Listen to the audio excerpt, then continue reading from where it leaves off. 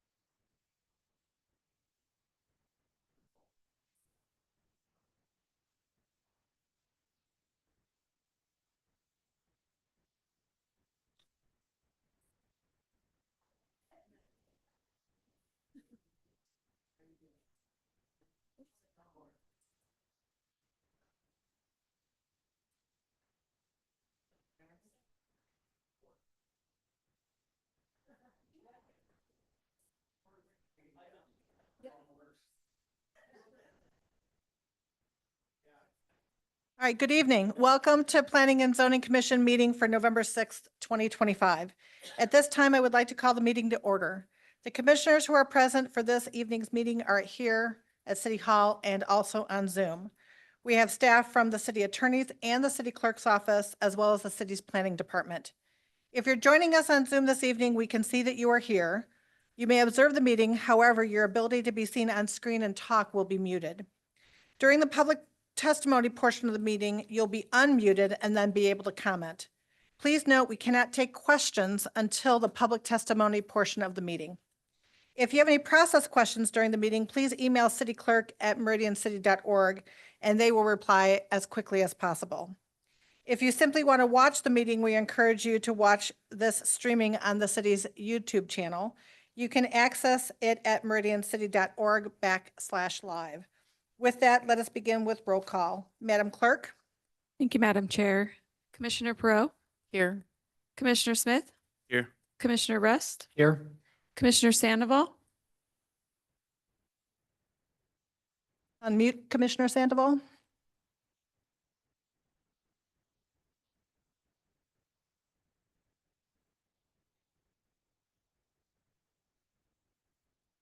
Present. Okay, And Chairperson Lorcher. here. The next item on the agenda is the adoption of the agenda. There are no changes to tonight's agenda, but please note that item number 3, Farrington Heights subdivision, has requested a continuance. So if anybody is here tonight to testify on this application, we will not be taking public testimony this evening. Could I get a motion to adopt tonight's agenda? So moved. Second. It's been moved and second to adopt tonight's agenda. All those in favor say aye. Aye. Aye. Any opposed? Motion carries. Next item on the agenda is the consent agenda, which include to approve the minutes of the October 16th meeting. I didn't write down anything else. I think that was it. Is that correct? I just have the minutes. So, Madam Chair, there's a facts. facts and findings. That's for the Ada County Sheriff's Office. Oh, the Ada County Sheriff's Training Office. Could I get a motion to accept the consent agenda as presented? So moved. Second. It's been moved and second to approve the consent agenda. All those in favor say aye. Aye. Any opposed? Motion carries. At this time, I would like to briefly explain the public hearing process. We will open each item individual and begin with the staff report. Staff will report their findings on how the item adheres to our comprehensive plan and our unified development code. After staff has made their presentation, the applicant will come forward and present their case and respond to staff's comments. They will have 15 minutes to do so. After the applicant has finished, we will open the floor to public testimony. Each person will be called only once during public testimony. The clerk will call names individually of those who have signed up on our website in advance to testify. You may come to the microphones and chambers, or you'll be unmuted on Zoom. Please state your name and address for the record, and you will have 3 minutes to address the commission. If you have previously sent pictures or a presentation for the meeting, it will be displayed on screen and our clerk will help you run the presentation. If you've established that you are speaking on behalf of a larger group, like an HOA, where others from that group will allow you to speak on their behalf, You will have up to 10 minutes. After all those who have signed up in advance have spoken, we will invite any others in chambers who wish to testify. If you wish to speak on a topic, you may come forward in chambers, or if on Zoom, hit the raise hand button. Or if you're listening on the phone, you may press *9 and wait for your name to be called. If you're listening on multiple devices, such as a computer and a phone, please be sure to mute those extra devices so we don't experience feedback and we can hear you clearly. When you are finished, if the commission does not have any questions for you, you will return to your seat in chambers or be muted on Zoom, and you will no longer have the ability to speak. And please remember, we will not call on you a second time. After testimony has been heard, the applicant will be given another 10 minutes to come back and respond. When the applicant has finished responding to questions and concerns, we will close the public hearing, and the commissioners will have an opportunity to discuss, hopefully make final decisions or recommendations to City Council as needed. The first item, or the next item on the agenda, is item 3, H 2025-0016 for Farrington Heights subdivision has requested a continuance. Madam Clerk, do we have a date in mind for this continuance? Thank you, Madam Chair. We have December 4th. May I get a motion to continue Farrington Heights subdivision? Commissioner Smith? Thank you. I move we continue item H-2025-0016 to the date of December 4th. Second. It's been moved and second to continue Farrington Heights subdivision to December 4th. All those in favor say aye. Aye. Any opposed? Motion carries. Item 4 on the agenda is H 2025-0030 is to continue the Cherry Blossoms East subdivision from the August 21st Planning and Zoning meeting for a combined preliminary and final plat. I would just like to say for the record, I did not attend the meeting on August 21st, excuse me. I was not in chambers, but I have reviewed the testimony and the notes, and I feel confident I can guide this presentation as well as vote on it. With that, we will begin with the staff report. Thank you, Madam Chair, members of the commission. The commission continued this project from the last 2 hearings in order for the applicant to obtain an assessment of the existing irrigation system to determine if it's adequate to serve the proposed development, in addition to the existing Cherry Blossom Place subdivision, and to meet with the neighbors to work out outstanding issues, including obtaining an easement to extend water service to the property. I'll just let the applicant give an update on that to you. Written testimony has been received since the last hearing from Margie Williams, Sean Freeman, and Kimberly Lakala, and it is included in the public record. At the applicant's request, staff is recommending condition number 11 is modified to read, the developer shall pave the existing driveway via Northwest 4th Street on the adjacent property to the east at 1303 Northwest 4th Street with a surface capable of supporting fire vehicles and equipment. That redlined version of that condition is included in your hearing outline tonight, as stated. Staff will stand for any questions. Would the applicant like to come forward?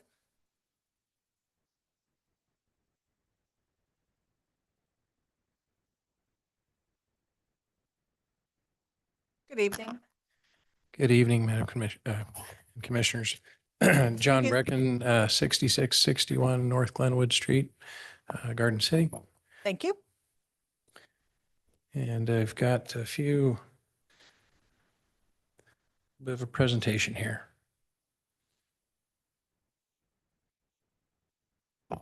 Just kind of reiterate where we left off and so forth. So there's 3 building lots and 2 common lots on 0.79 acres and zoned R8. And then there's just kind of summary of some of the follow-up items where we had left off last time. There was some question about the easement for a water main extension on the previous plan. And it was determined that existing access easement did not cover utility extensions or was not a utility easement per se. And so we worked with staff and the fire department and figured out we could, instead of extending a water main onto the property and having services off of it for the 3 lots, that we would extend water services to the lots and then sprinkle the furthest lot so that we don't need a water main, basically. And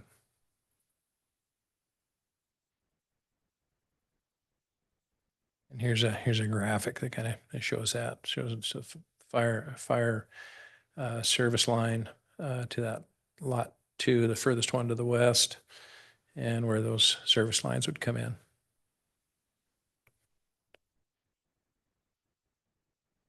And then one of the items was a request for a qualified consultant to review the plans of the existing irrigation system and particularly the pump station and that whole delivery for pressurized irrigation. So we had Precision Pump. It's Precision Pump did the installation on that pump and has been maintaining it. Steve went out and checked it out and said that it is providing the 80 gallons per minute at 100 PSI as was designed. And then additionally, we went back and looked at all the old calculations and tried to figure out what the issue was, because there's something was not working right. It'd been running the pump dry and so forth. Went and looked at, analyzed the water rights again, and just went through all of the data from that we had from the Cherry Blossom subdivision. These 3 lots were originally supposed to be part of that, because of the access, they were removed from the final plat. Anyway, we found out that, or I guess verified, that there's plenty of water available. It's just not getting where it's supposed to the pump. And so, as part of this project is adding these 3 lots, we need to pipe. There's another ditch that goes to north. We need to pipe that ditch around, and I need to fix this issue so that they don't have issues with the pump. And so that's we've got that figured out. We're going to add some boxes there, and so that we get the water that we're supposed to out of the ditch, and so that wet well doesn't run dry. As part of that, also we'll add a float valve to the wet well, so that just in case the water does go low, the pump will automatically shut off and alert someone to go check it out.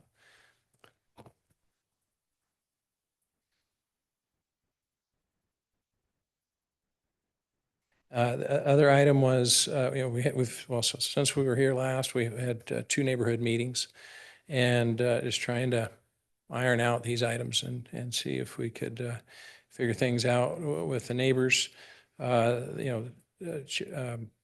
Cherry Blossom subdivision has had a lot of issues with the water supply, and so irrigation maintenance as an HOA, and so they would prefer to have that HOA signed over to them instead of the developer being in charge of it, which I can understand, because then they can, manage their own pump station and hire whatever landscaper they want for maintenance and that sort of thing. And so one of the things that we have is we've got a letter from the developer that says he will sign that over as soon as we can get this project approved. And anyway, so that was, I thought that was a positive item. The other thing to note was, as part of this whole pump station thing, which I can understand, they're very, very frustrated about it. They wanted the Cherry Blossom East to have their own pump station, and I guess that'd be one way to do it, but they need to have 2 pump stations right next to each other and so forth. After verifying all the water rights and seeing what's going on there with that pump station, it just seems very inefficient. I mean, the thing was, that pump station is designed to provide plenty of water for for the subdivision that's there, as well as these 3 lots. I mean, that's how it was originally designed. We would like to, as part of this, the pump station will get signed over to the HOA. They'll manage it, they'll maintain it, and then they'll just bill these 3 folks for their portion of maintenance of the pump. That's what we're proposing there. Oops, I think. One of the things came up at the last hearing was there were some questions about access, emergency access, how's this going to function, and so forth. Right one. Yeah, that's it. Okay. And so, what we're proposing is this hammerhead turnaround meets all city requirements. Worked with the fire department in particular to make sure we were okay there with the widths and that functionality. And so, because we've got a power pole that's kind of sticking out, and it's right on the edge there. And so he was gracious enough to allow us to where you can see the dimensional, how that kind of works out. There's a little bit of a jog around that power pole. Based on this picture that you had right there? Go back Yes. to I don't know if you can use the arrows to go back. Oops. Sorry. Yes. Yes, Okay, ma'am. so I see 2, 3, and 5. Where's the power pole exactly? Yeah, so see if I can point it out here. There's a power pole right Oh, I here see. at this Okay, dimension thank you. point. You can see a little bit of a jog here. This is a rolled curb. That's what would like to do there. And then the rest of it would be asphalt. Okay, thank you. Mhm. Okay, and then the other thing that we were supposed to check on was the access. So fire and garbage truck access, and what that looks like. So we put together a little graphic here that shows, this is existing conditions essentially, that, the undeveloped area, and then the neighbors have a driveway. And so, there's really not a real good way to turn around other than driving around on that lot and somehow turn it around there. And then you can see by putting this in, we get a nice all-weather hammerhead turnaround with proper widths that will allow any of those large vehicles to come in, access, pick up the trash, access for fire, and so forth.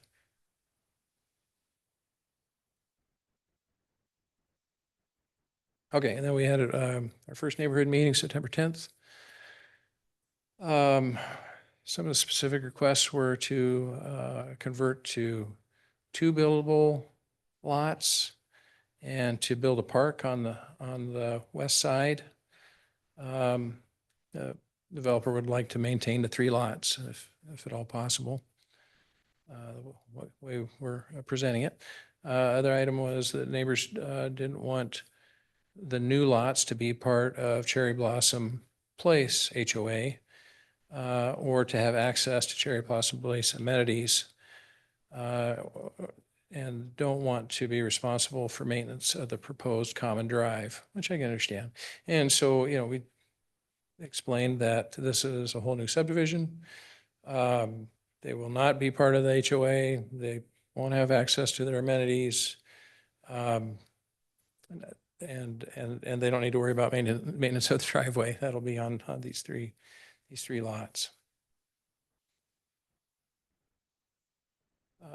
Some other items were, I think I mentioned that already, that they would like the HOA turned over to the neighborhood as soon as possible so they can address their landscape issues.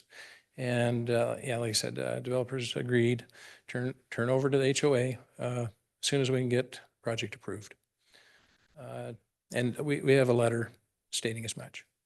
Neighbors asked about the existing trees, power pole, guy wire that could block vehicle access to the pump station. So where the existing pump station is, there's power coming to it via overhead on a power pole, and there's a guy wire that kind of stretches across. And so we checked on that. We talked to Idaho Power, and we're going to have Idaho Power move that pole and fix the guy wire so they have good access to the pump.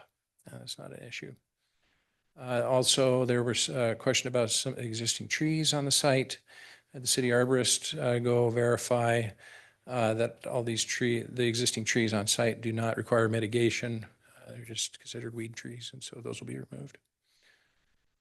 There was a request for new cedar fence on the north property line of the proposed project, and developers glad to split the cost of that to put a new fence in.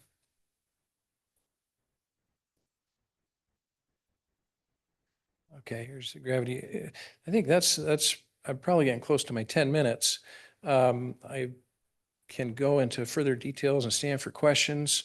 I've got a graphic here that shows detail of the pump station area and those connections, as well as some setbacks and those sorts of things. So if we need to get any specifics there, should be able to answer any of those questions.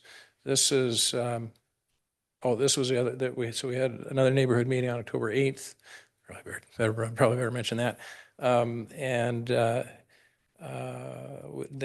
came out of that was the neighbors would like to have written confirmation that the Cherry Blossom Place HOA would be turned over to them, and at the time that this is approved. And so this is the letter that the developer has signed. Other items on that second neighborhood meeting, neighbors requested the narrative submitted to the city be updated with changes since its initial submittal. And that's not a problem. The city and staff has addressed that to update. I think one of the things that's referring to is initially we had different lot numbers, and realized during the course of the project that they need to be sequential per code, and so we had changed those, and there were lots that were being referenced in some of the comments, and so we just want to make sure that nothing was confused there. Access easement.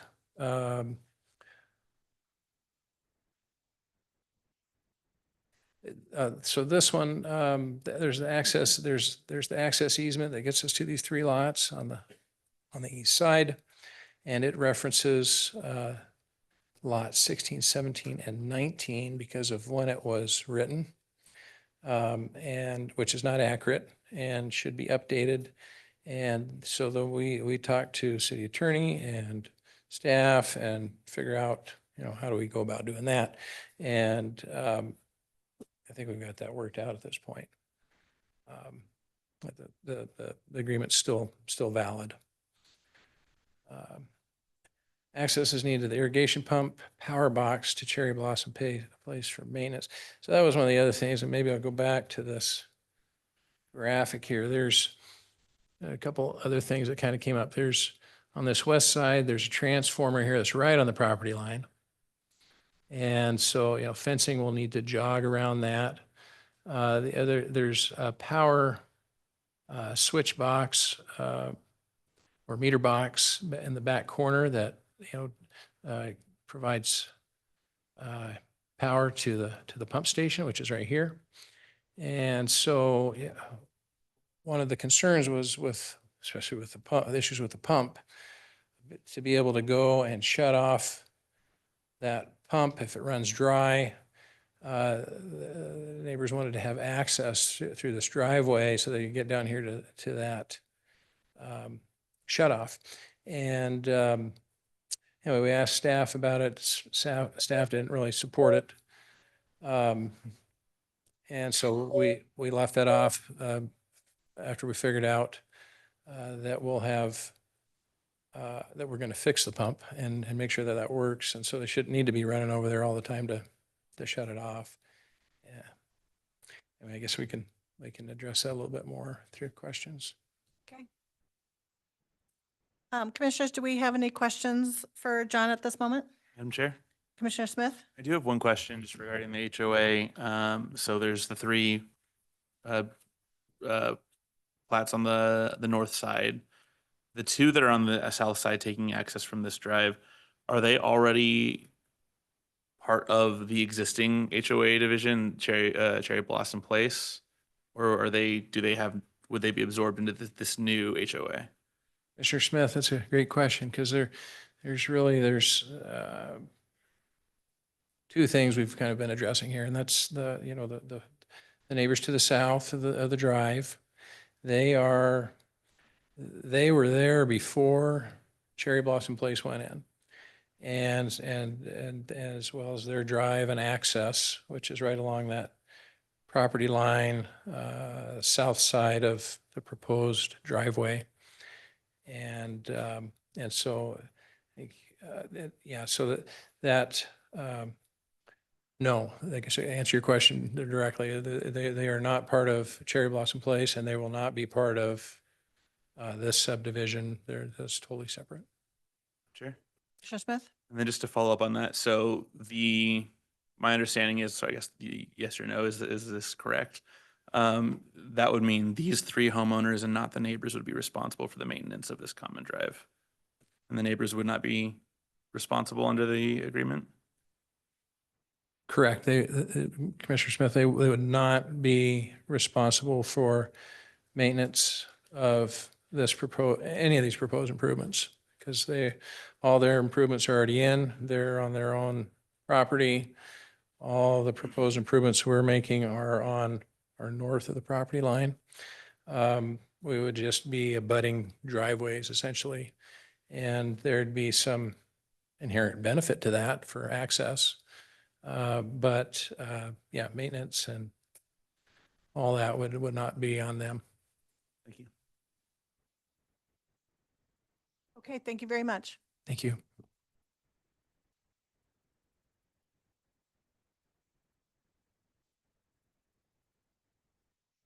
Madam Clerk, do we have anybody signed up to testify for Cherry Blossom?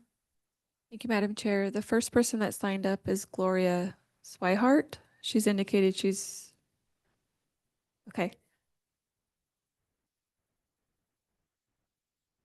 Okay. It's okay. Karen Blanton, would you like to? No? Okay. Working my way down the list. Jack Harp. No, you're good? No? Okay. Kimberly Lucala.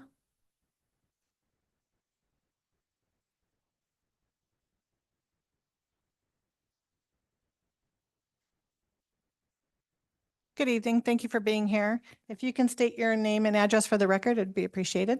Yes, it's Kimberly Lockala. My address is 1435 North Parkshire Way.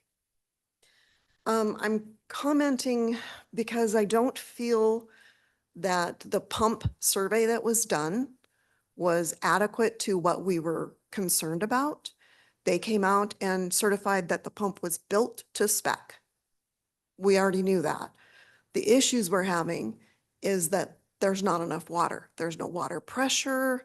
There's sporadic times when places just won't water because there's too many people doing it at the same time. And they didn't do the testing until after the canals were dry. So there was no way that they could run a full test of our system. So we're still concerned that it is not adequate, that it will not support 3 more houses because it doesn't currently support what we have. The other issue we have is no winterization has been done to the pump this year, period. And the last scheduled winterization done to the pump, which would be maintenance, which is our concern, was in February of 2022. So our pump has not been maintained. So there's another issue. Who's going to maintain it? Who's going to pay to bring it back up to where it's supposed to be? Because we don't feel that the homeowner should have to pay for that because we've not been in charge. And my third point is we feel we're being held hostage. The developer has said he'll turn over the HOA when the new property is approved. That could take 7 years, 10 years, may never be approved. What happens then? Or do we end up with no HOA representation until that point? If he means to turn it over to us, the homeowners, then do a good faith and do it now. instead of waiting and holding us hostage. It's just, it doesn't seem right. So, and oh, my last thing, before my time is up. The October 16th letter that was written by the developer, it says that it was submitted to the HOA president, who is the developer as the declarant. So it was really submitted to himself. I don't know how that's even legal, that you can do that, you know, play both sides. So those are my concerns.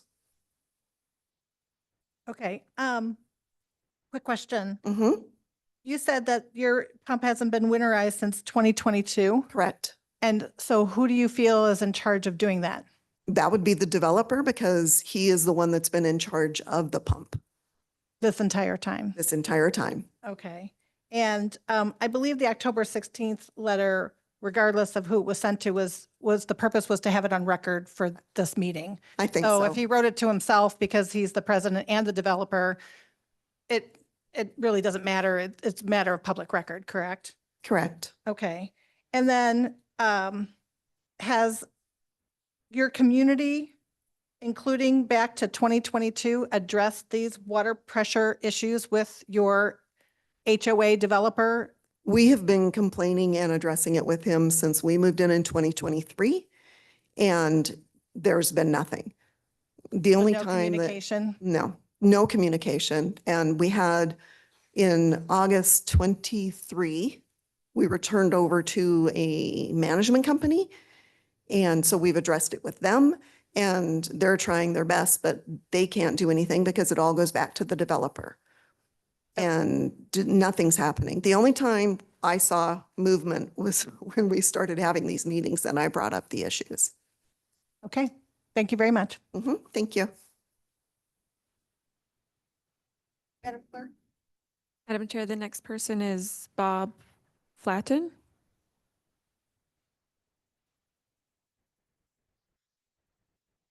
Okay, thank you. And the last person that signed up is Todd Hansen.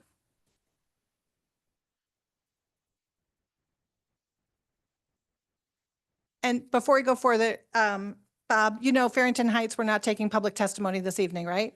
Okay, just want to make sure you weren't. I mean, please enjoy the meeting. So thank you for being here. All right, and if you can state your name and address for the record.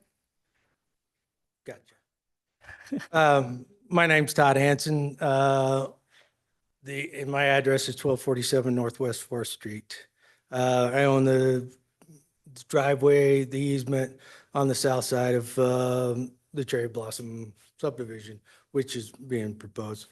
At this point, we have no interest in granting the applicant an easement to the property, knowing that we have an existing fire access road that is abutting my driveway to the, which would be the north of that driveway.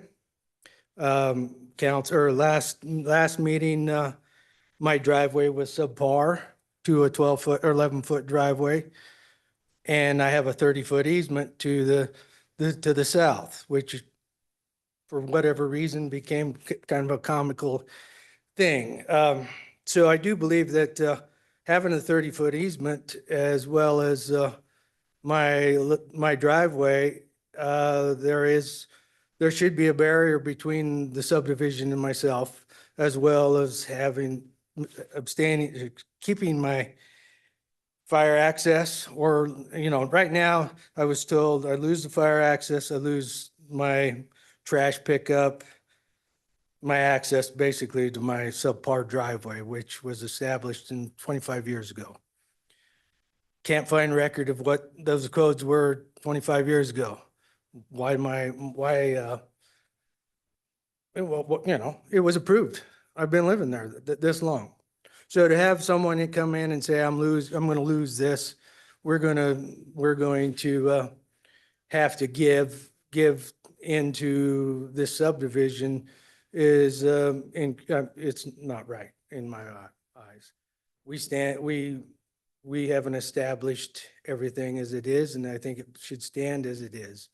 Now, I heard tonight that possibly we would have access to the new or the new Three- asphalt. Okay, 3 houses, yes. That has never been told to us that we would have that. I talked to Brecken about combining the driveway. He said I would have to get an easement from the applicant. Therefore, I'm not doing that.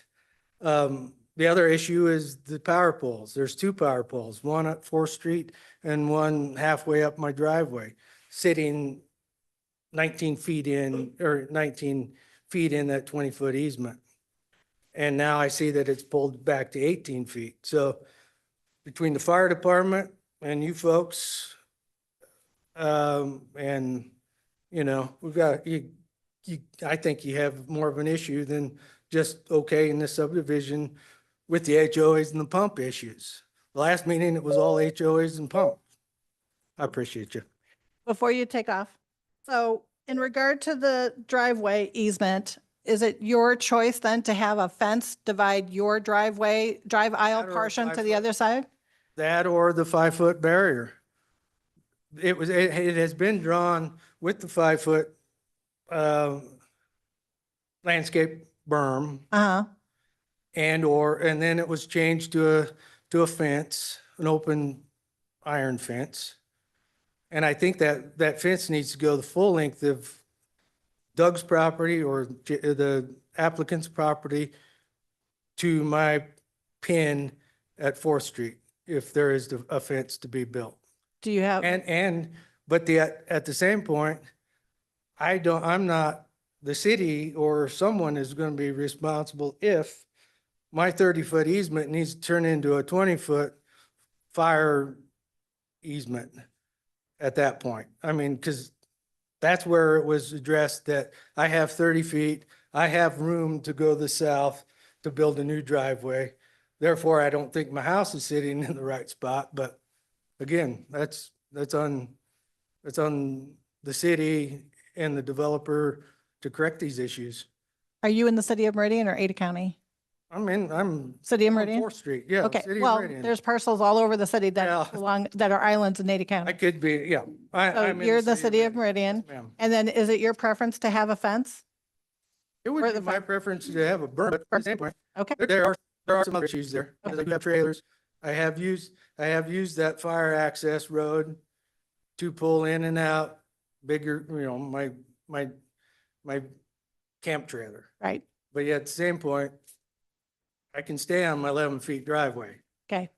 All right, thank you very much. Madam Chair, can I Commissioner Perot. ask a question, can you Mr. stop? Hanson? Don, can you come back, please?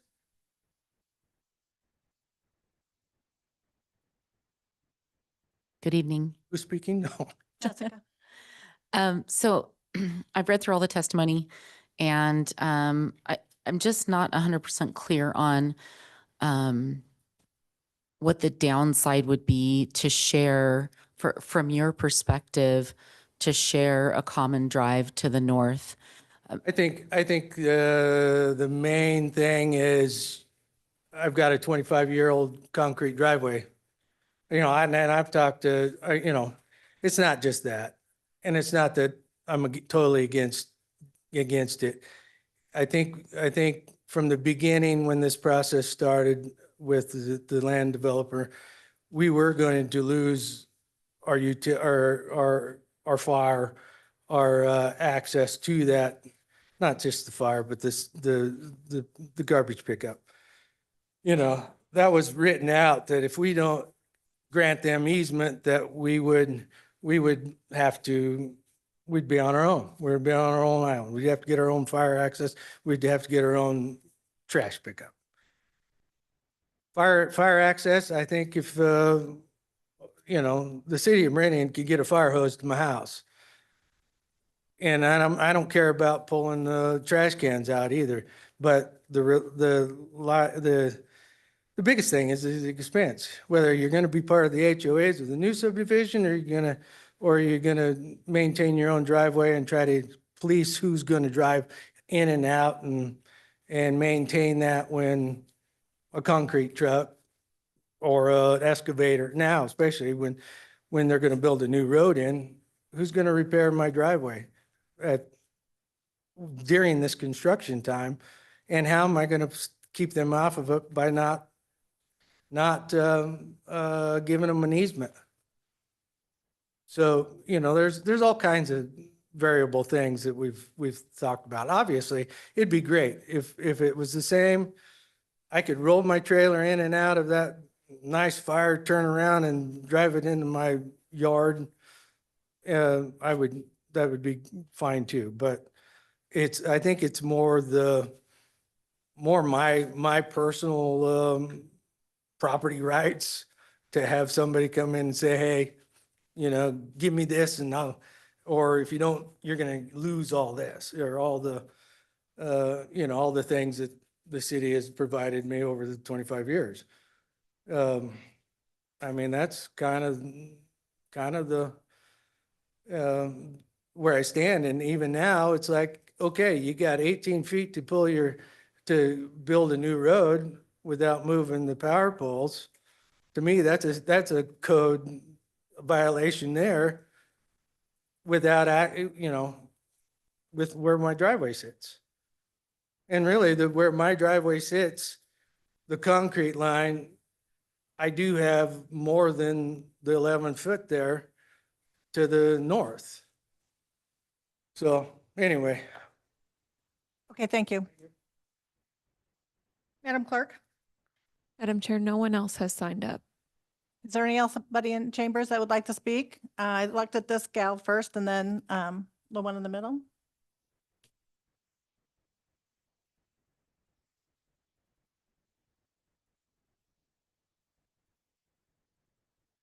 Good evening. So my name is Marjorie Williams. I live at 1251 Northwest 4th Street. Just to add on to a couple of things Todd spoke about, why do we care if the driveways are combined? I had an appraisal done by a realtor, and it would decrease the property value of our house by at least 10%. People don't like sharing buying houses on driveways, I guess, with 6 houses. So approximately $1 million home, that's at least $100,000. So that's why this is worthwhile to me. Also, okay, let's see here. So, and the issue, and then one of the major issues is the geometry of the turn off 4th Street onto the 20-foot common driveway of the new development. Fire trucks can't make that turn. They need at least 24 feet, possibly more when you look at the auto turn format that they put out there. Garbage trucks need more than that too. So yeah, when you apply the standard auto turn fire truck template, the rear wheels and overhang of a ladder truck cannot stay inside the 20-foot easement. Power poles at the corner restricting the turning radius, and the city's own staff report states that the open vision fence has been removed to allow more room for emergency vehicle maneuverability on the abutting southern properties. That means the city is assigning a public safety function to land the applicant doesn't own and for which has no cross-access easement. This fails to demonstrate compliance with Idaho Fire Code 503.2.4. Turning radius must be provided within the property served, and UDC 11-6C3E4, which requires emergency access to be located within the development or a recorded easement. Approving a layout that depends on neighboring private property conflicts with Idaho Code 67-6511 and amounts to a taking under Article 1 and 14 of the Idaho Constitution and the 5th Amendment to the U.S. Constitution. The staff report also says the Cherry Blossom East access easement is separate from the southern easement, yet the design functions as one continuous corridor. Same pavement, same alignment, and the same turning path. If the easements are truly separate, the fire access isn't met. If they're combined, our property has been incorporated into a new plat without consent. Either way, the findings before you violate UDC 11-6C3E4 and Idaho Code 67-6511 because they rely on an access arrangement that is neither legally granted nor consistent with the record. And then finally, the development continues to own the pump house parcel it supplies with irrigation for both subdivisions while claiming there are 2 independent HOAs. Conflicts with UDC 11-3A, -58 and Idaho Code 55-3206241 for Virgin, which are clear. Okay, to close, I'd like the developer to address the code violations detailed in the written comments I submitted. Thank you. Thank you. Any questions? Nope, we're good. Thank you. Ma'am, if you'd like to come up. Oh, you're good.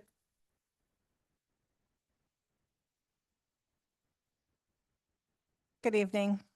Good evening. I'm Janet Reese, and I live at 1384 North Parkshire Way.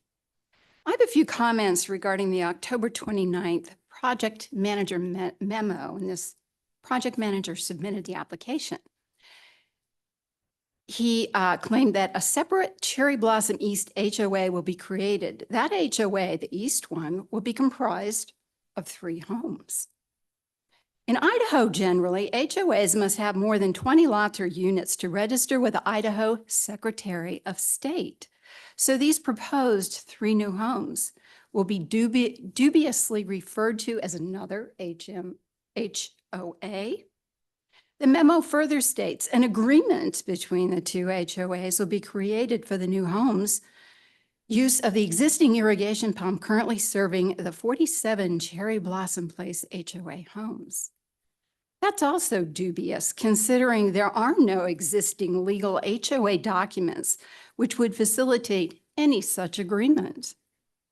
The developer controls the existing HOA, as Kimberly pointed out, and will control the other 3 homes as well. I'm going to amplify on the current condition and capacity of the existing pump, a system that exhibited pressure problems this summer. It's questionable whether the system efficiently supports the 47 homes on it now. An assessment of the pump station was supposed to be done before this meeting by a professional engineer qualified to certify in writing the condition and capacity of the pump station. But this wasn't done. Instead, a precision pumping systems service engineer came out and took a look. He could not confirm or certify in writing how many properties the output performance would accommodate according to his October 10th memo that's posted. The additional homes in another HOA should have its own separate pump. This project should not progress until the issues regarding the capacity and condition of the existing pump system is resolved. Additionally, legal documents that certify the new homes will be in a separate HOA should be required before this project is approved. Thank you. Thank you. Madam Chair, Commissioner Smith, do you have a question? Mrs. Reese, can you come back? So I just want to clarify what your preference is. So you identified that you're opposed, correct me if I'm misunderstanding. Seems you're opposed to these 3 homes being in their own HOA. Would you prefer that they join the existing HOA? No, Or is there some other? absolutely not. Is there some other? Well, configuration that first would- of all, the issue is the pump. Is it gonna work for 3 more houses? And the other issue is we don't want them on the HOA. They're not in our locale. And really, the HOA should be turned over right now before anything else goes on. So homeowners have a say in this matter. Madam Chair. Commissioner Smith. So is there another configuration, I guess, not to dig into legal weeds or anything like that. I'm just trying to understand to make sure. Is there a different configuration that you would prefer, if not a new HOA, not the existing HOA? Is there some other preference that you have? Well, if they're gonna call 3 homes Cherry Blossom Place East, they ought to have their own pump system. Why would they annex the one we're using? And we don't even know if it's efficiently serving the 47 homes on it. It has problems now, and we have no say. Madam Chair? Commissioner Smith. So if they had their own pump station, or if you were confident that the property could be adequately served, is your issue is not with that they would be their own HOA, it's specifically with the pumping? The water We pumping. we don't want another group of homes using the pump that is not certified as far as how many homes it can serve. I really, it really needs to be checked out by an outside professional that can give an objective viewpoint on, is this going to work or not? Okay. Thank you. Yes, thank you. Madam, anybody else in chambers that'd like to speak? I looked at this gentleman in the hat first, and then sir.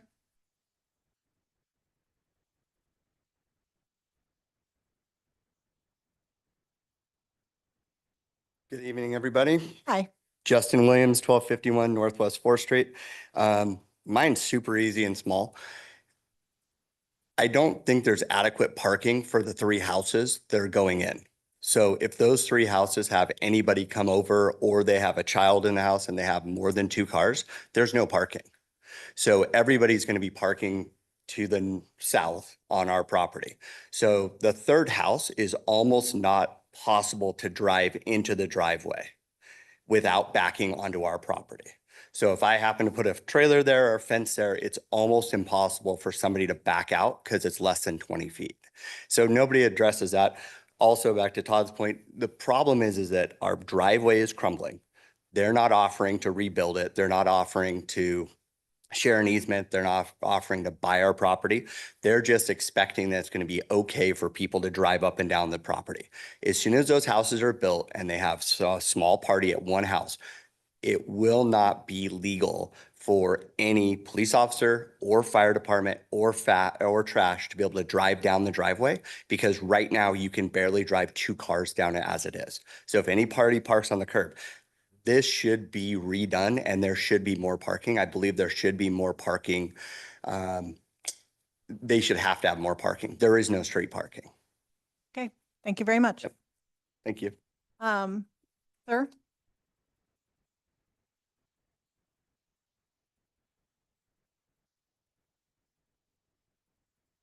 I'm Daniel Lockala, 1435 Archer Way. I just want to touch on the pump. The pump, Stephen looked at it as an engineer, setting it as a desk, ran the numbers. The pump is adequate. The pump should be able to run a golf course. Our problem is Doug Jo's declarant of our subdivision has abandoned us. He has abandoned maintaining that pump. He has abandoned making sure that it's upkept. That's our biggest investment in our neighborhood. That's our only asset. If we've got a low ditch, and I've talked to Precision Pumping, I talked to one of their service guys that came out. Number 1, 22 was the last winterization. February of 22, so after winter. They've came out, replaced motherboards on it every year. They've came out, replaced valves, but it's never been serviced. When they do a winterization, they check the valves, they unhook the bolt on the bottom, let the water drain out. Right now, we had to shut the pump off ourselves. We had to walk to the breaker box, flip it off, because the owner next to that pump could hear it screaming dry when the irrigation dried out. Why do we have to do that? If it was serviced and they did an assessment like they were supposed to, they would have seen that the float wasn't working. There's another valve that must not be working because there's 2 fail safes to shut that pump off when the water's dry. So what is the health of our pump? Why didn't they run a wet assessment? They waited until the ditches were dry. Sonia sent a letter to them saying, hey, the ditches are going to dry out this next Wednesday, next week. You need to go out and do an assessment. An assessment isn't done at a desk. That pump will do it if it's maintained. And right now, I have pictures, the pump is still energized. It is still set to auto. All somebody has to do is walk over to that breaker box and flip the breaker box and the pump will burn up again. I asked Rob that turned it off, And I said, no, you did the right thing because I got my butt chewed by the HOA for touching it.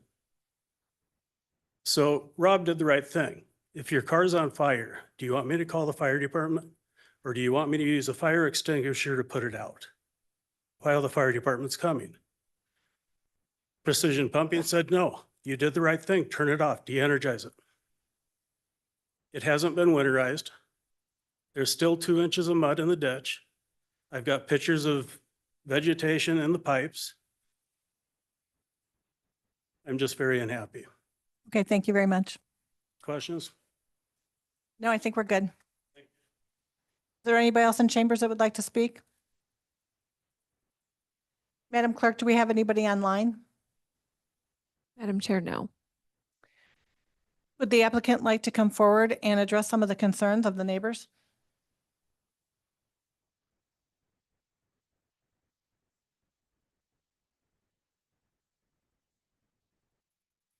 John Brecken, 6661 North Glenwood Street.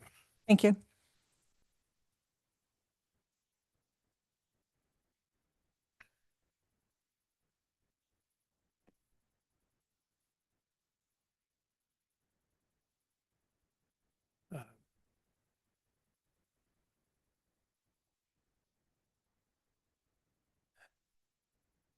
Not sure where to start. I can't speak to the winterization as I have not been involved in that piece of it or the maintenance thus far. Regarding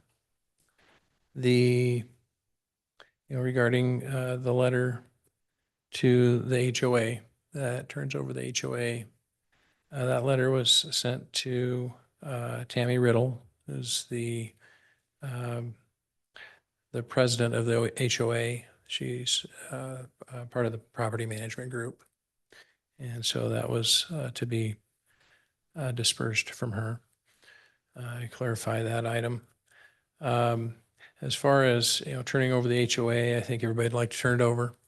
To speak to that, one of the reasons for not turning it over is that part of Lot 2 is still part of Cherry Blossom. And that's owned by the developer. And so as part of this plat, that lot will be combined and make Lot 2 and allow us to do these lots. Quick question. In regard to the lots that are in the vicinity of this Cherry Blossom subdivision, historically, developers turn over once 100% of lots are developed. After this east project, are there any other undeveloped lots within this vicinity that developer owns that would prohibit him from extending the HOA to the community? Madam Chair, no, there's, yeah, and I think that's why, he said in the letter that he'd be willing to sign it over as soon as we get this approved. That's kind of the first time that it really makes sense. Is then that lot can be combined and complete this other subdivision. Okay. Understand the frustrations about the pump. Was obviously spoken to. I guess I'd fall back to what I was saying before, in that we did do a full assessment of it. Precision Pump went out there while the water was still on. And when they did their inspection, as engineers, we look at the numbers. That's how we did our assessment of the water rights and so forth, check the calculations, and it just all checks out. I don't think the community is objecting that the size of the pump is not ability to be able to do it, is the neglect of the developer or the homeowners association to maintain it.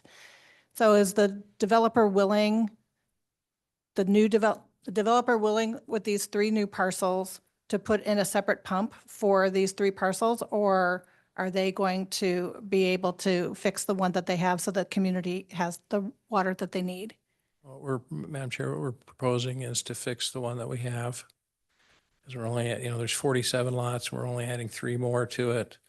Pump is well capable of servicing those 3 lots. And so, we need to do some additional piping there. We need to make some improvements to make sure the water's getting into the wet well. I mean, that's what we determined out of our assessment, is that Okay. water's just not getting into to where it needs to for the pump. That's why it's running dry. And so we need to make those upgrades. That's in the plans that we submitted to staff. Yeah, it just needs to be fixed. And so that's what we're proposing, is to fix those things so this thing runs like a Swiss watch. Right. I mean, which it should. One gentleman mentioned some parking. Yes, the parking, I mean, these are single-family homes. They've got 2-car garages as well as a 20-foot driveway. That's what we're relying on for parking. One thing I'd like to speak to is the barrier between the properties. Maybe I should go back. When we initially presented the project at the first neighborhood meeting, we brought 2 concepts.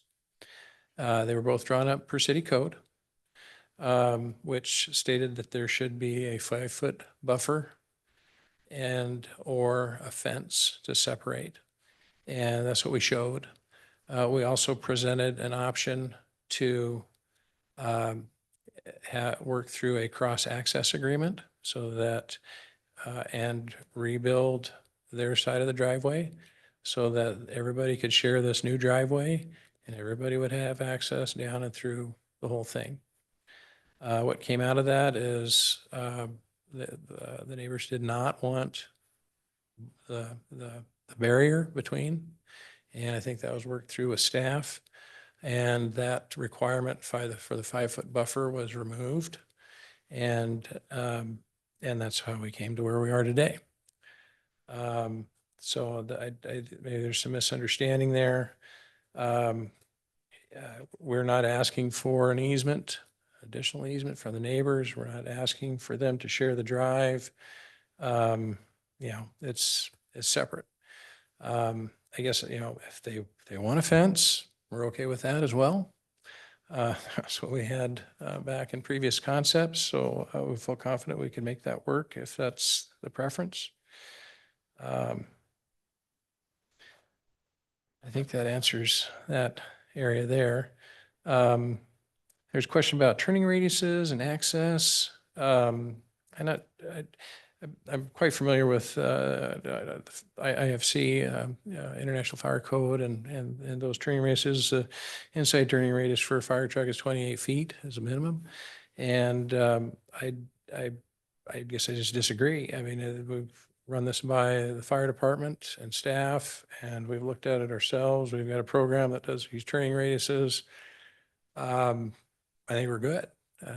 So I'd be glad to look up any additional code and see if we're missing something there, but to the best of my knowledge, we're in compliance. Okay.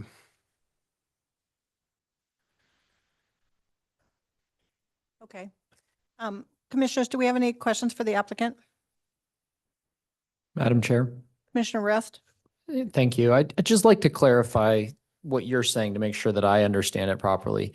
You're saying the HOA was not turned over because currently the lot that the pump house sits is incorporated into lot 2. And so to get this plat approved allows you to split off that lot and then give that to the HOA. So that's why the developer has not turned over the HOA yet. Is that, am I understanding that correctly? Madam Chair, Commissioner Rust, yes, that is correct. Okay, excellent. It's kind of a not typical situation. Okay, thank you. Yes. And that's why we wrote the letter, to show that we're glad to do that. Okay. I think that's it. Thank you very much. Thank you. Can I get a motion to close the public hearing? So moved. Second. It's been moved and second to close the public hearing for Cherry Blossom East. All those in favor say aye. Aye. Any opposed? Motion carries. I struggle with this on a couple different levels.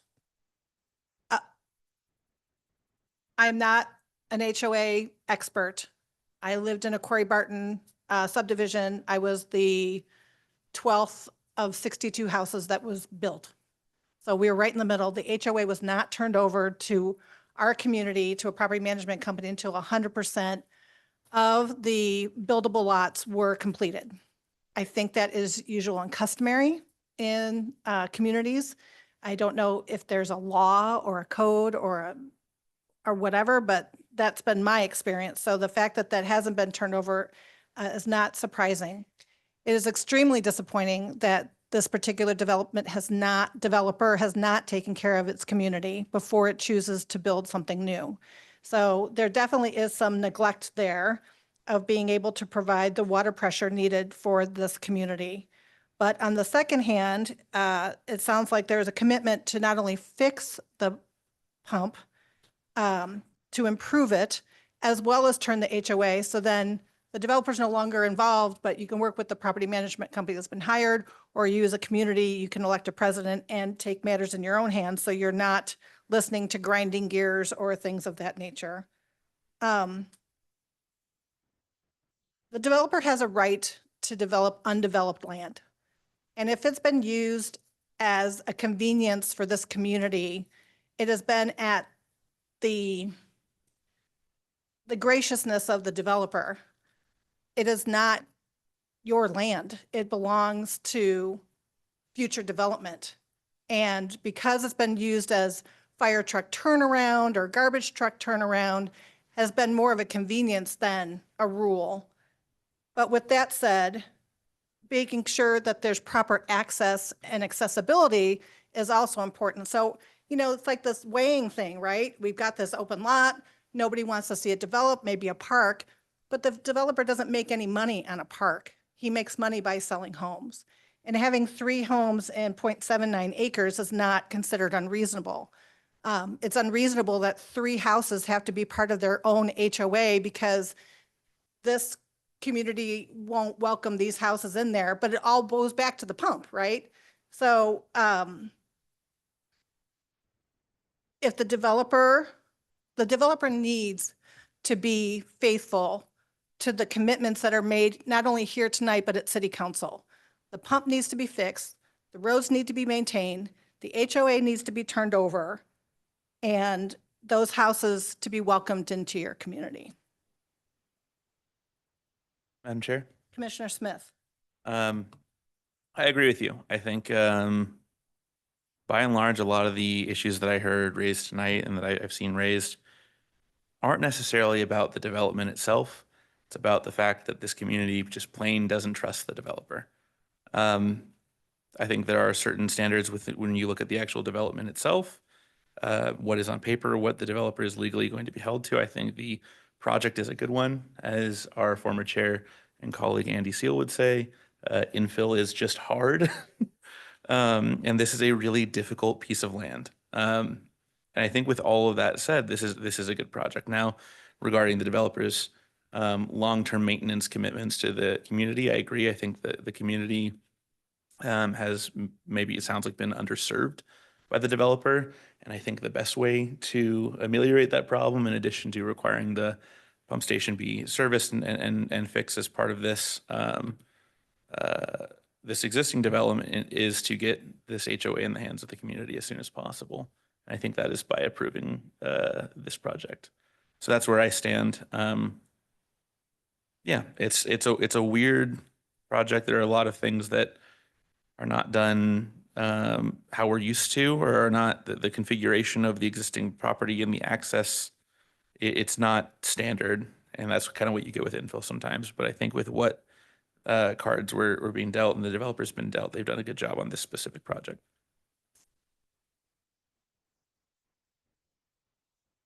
Any other comments from commission or motion? Madam Chair? Commissioner Smith. After hearing all applicants, staff, and public testimony, I move to recommend approval of file number H-2025-0030 to City Council with a modification of condition 11 being modified to read that the developer shall pave the existing driveway via Northwest 4th Street on the adjacent property to the east at 1303 Northwest 4th Street with a surface capable of supporting fire vehicles and equipment. Second. It's been moved and second to approve Cherry Blossoms East. All those in favor say aye. Aye. Aye. Any opposed? Motion carries. Thank you very much. This will go in front of City Council. So those of you who have additional comments will be able to comment again. The next item on the agenda is H 2024-0061 for Apex Cadence subdivision near Lake Hazel and Locust Grove for a modification to the development agreement, an annexation, a rezone, a preliminary plat, and a planned unit development. And we'll start with the staff report.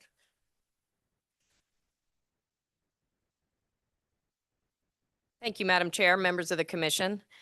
You already went through the list of applications, so I won't go through that again.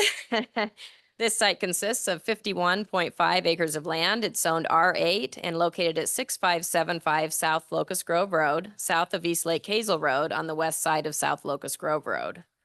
I'll go through a little history on this property. It was originally annexed with a development agreement as part of the larger South Meridian annexation in 2015 and assigned a placeholder zoning district of R4.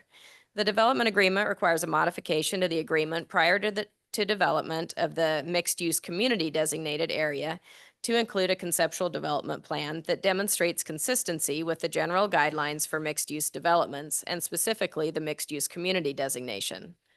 The development agreement was amended in 2020 and the property was rezoned to R8, but a development plan was not submitted at that time for this portion of the property. The comprehensive plan future land use map designation for the property is medium density residential, which is 40.5 acres of the site. And that is the lighter area here, yellow area right here. And the brown area is designated mixed use community, and that is 10.9 acres. The applicant is requesting a modification to the existing development agreement to include a conceptual development plan for the subject property as required. The new development agreement will pertain only to the subject property and not the larger Apex development.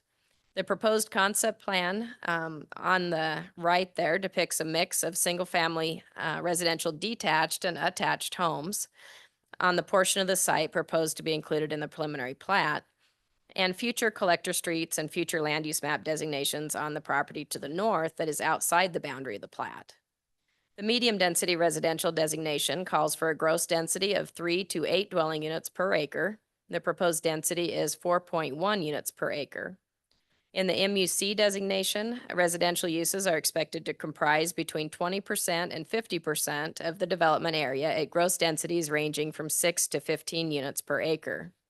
Approximately 50% of the overall MUC designated area is proposed to develop with residential uses at a gross density of 6 units per acre as desired in the comprehensive plan. The concept locations of the collector street on the property to the north of the proposed subdivision do not align with the master street map.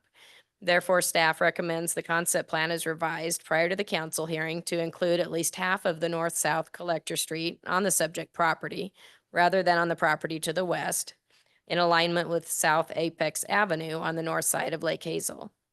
And the east-west collector street should stub to the Mergudio property to the east, in alignment with East Tower Street on the east side of Locust Grove.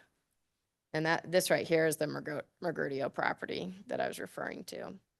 So half of the collector street should run down here, and then the east-west street should stub to the Mergudio property in alignment with Tower on the east side here.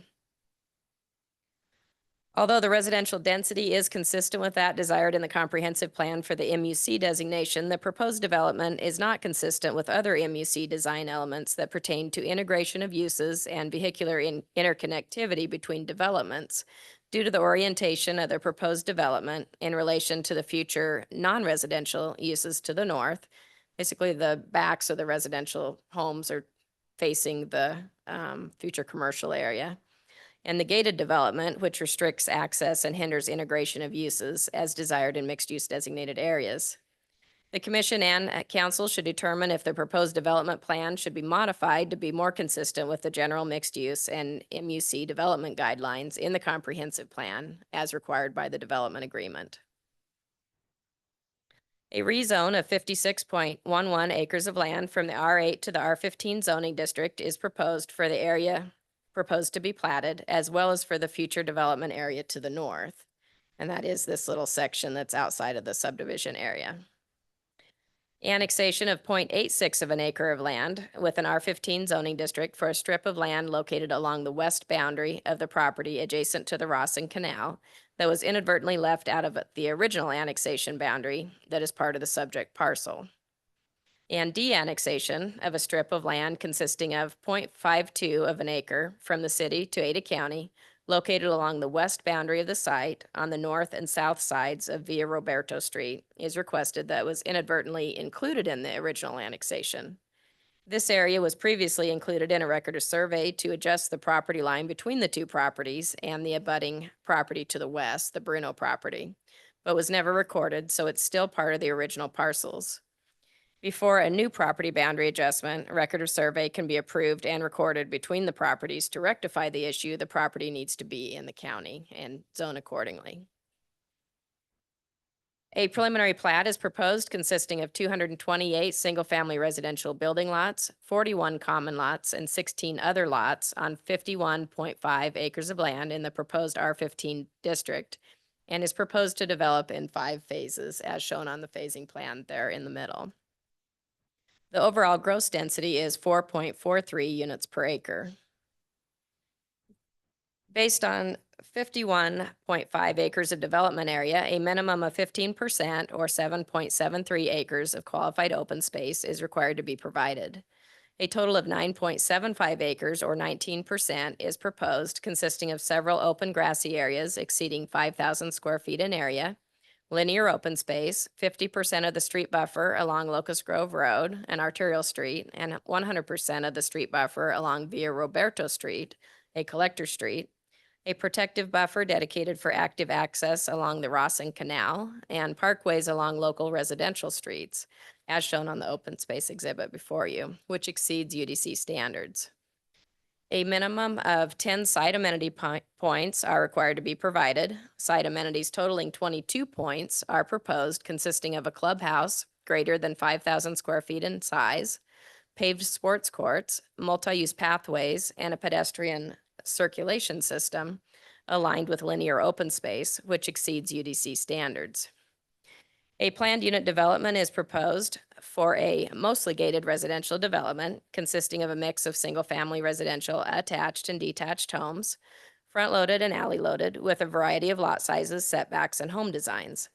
Except for the 16 homes at the southwest corner of the development, which have public street access, the other 212 homes are within a gated community accessed via private streets with alleys and common driveways off of the private streets.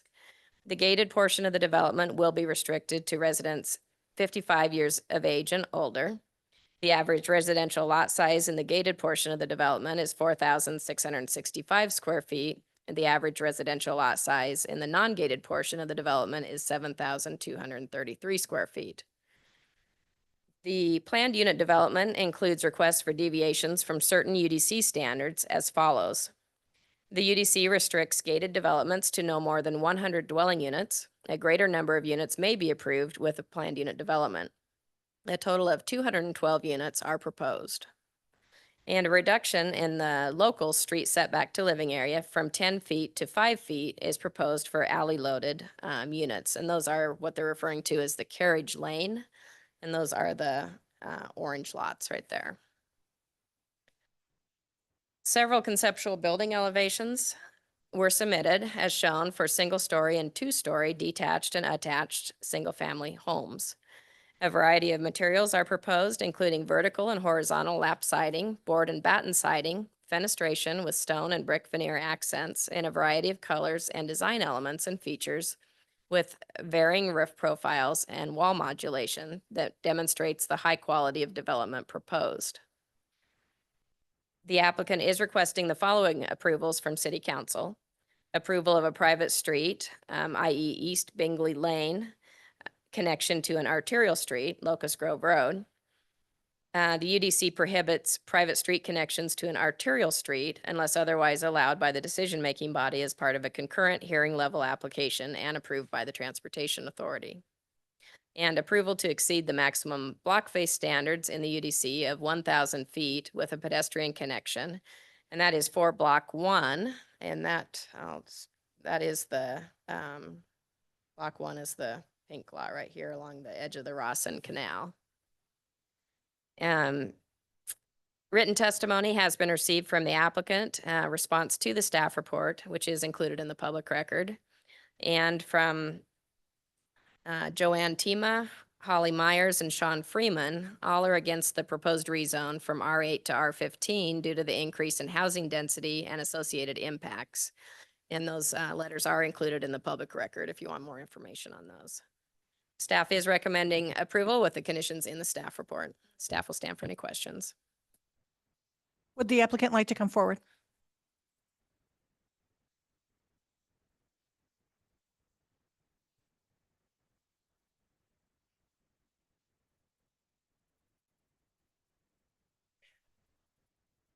Before you get started, Commissioner Perot does need to leave, but we still have quorum, so you are still good to go.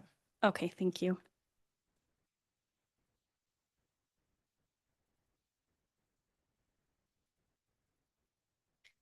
All right, I'm Amanda McNutt, 2929 West Navigator Drive. This is Apex Cadence. Obviously, there's a lot of associated things going on with this one, but essentially it's a preliminary plat and PUD. I just want to kind of highlight some of the things that have happened at Pinnacle, kind of where we're at with this development as a whole. SoMe Amphitheater opened this summer. If you haven't had a chance to be out there, it's pretty cool. Meridian Library is open and active as well. This is essentially an extension of that development, but it will be serving primarily our 55 and older community with the exception of those 16 lots. Again, it does include a mix of single family detached, attached, and carriage lane, or otherwise referred to as alley loaded homes. And then there are 16 conventional single family homes. Those 16 homes are the non-age restricted homes. There is some future development to the north. That small area there is rezone only, and then on the north end of that will come in with a future development completely. You know, Sonia already mentioned this, but no future land use map amendment is requested for this.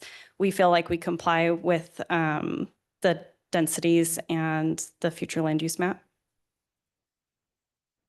We are asking for a rezone from R8 to R15. That's primarily due to just less complicated setback restrictions.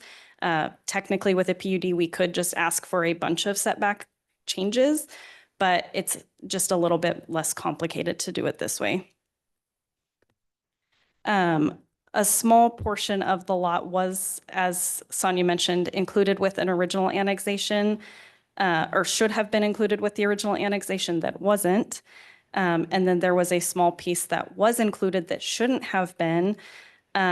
This particular piece, I do want to mention, there's multiple actions that need to take place, and this comes down to a condition as written in the staff report that we don't fully agree with. Essentially, the first action is to de-annex for Meridian. The next action is that the county will rezone the parcel, and that is something we have no control over. And then finally, the owner or the rightful owner of that piece will then incorporate that sliver into their existing parcel, which we also don't have control over. So while we understand that at some point this needs to be completed, we just have no control over when it gets done. And so we'll get to the condition later on, but I just kind of wanted to bring that up. This is a graphic just showing the only setback that we're asking for a change on is the local 5-foot front setback. Again, if we were to stay R8, there would just be a lot of other asks for those. It's just a little cleaner to do it this way. I think our amenity points Sonia said 24, and I believe that is because our multi-use pathway, she wasn't counting it, but we realized we needed a 10-foot pathway and then a 10-foot strip between the open ditch to have that counted, which we're able to do. It's just we need to update our plan to actually show that that's going to be done that way. So we plan to update that prior to city council. But we looked at it and we know that can fit and we know that that can work. So we should have 28 points at the end of the day. Just an example of some of the amenities that we plan here. It's very, very similar to our other Cadence communities, which have been active for several years now. But we'll have a bocce ball court, a pickleball court, and then obviously the clubhouse and pool. These do have an indoor pool for those residents.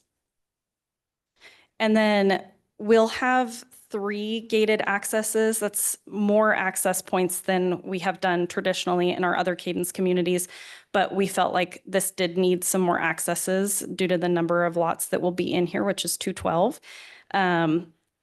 Again, we will be asking for a variance on this one to allow a private street off of the arterial.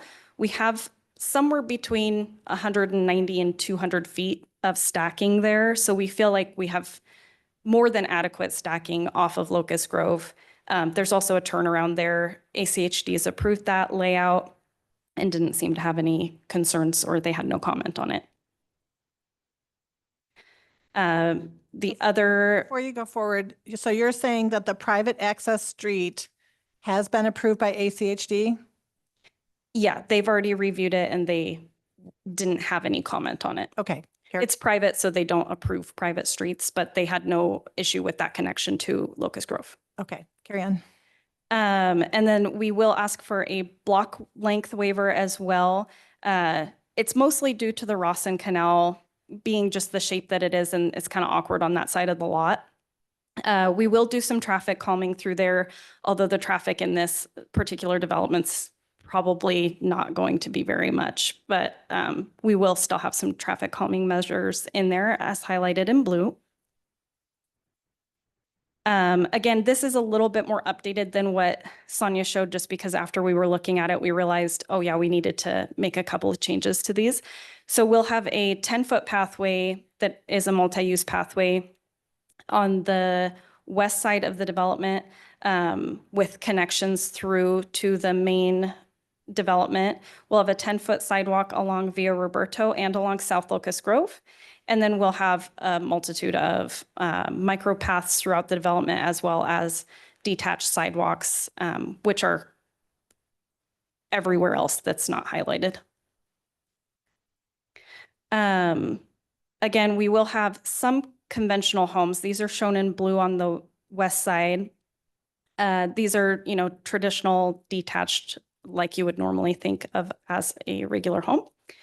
These are some of our paired cadence. It's a little hard to see, but you can tell that they are actually a paired product.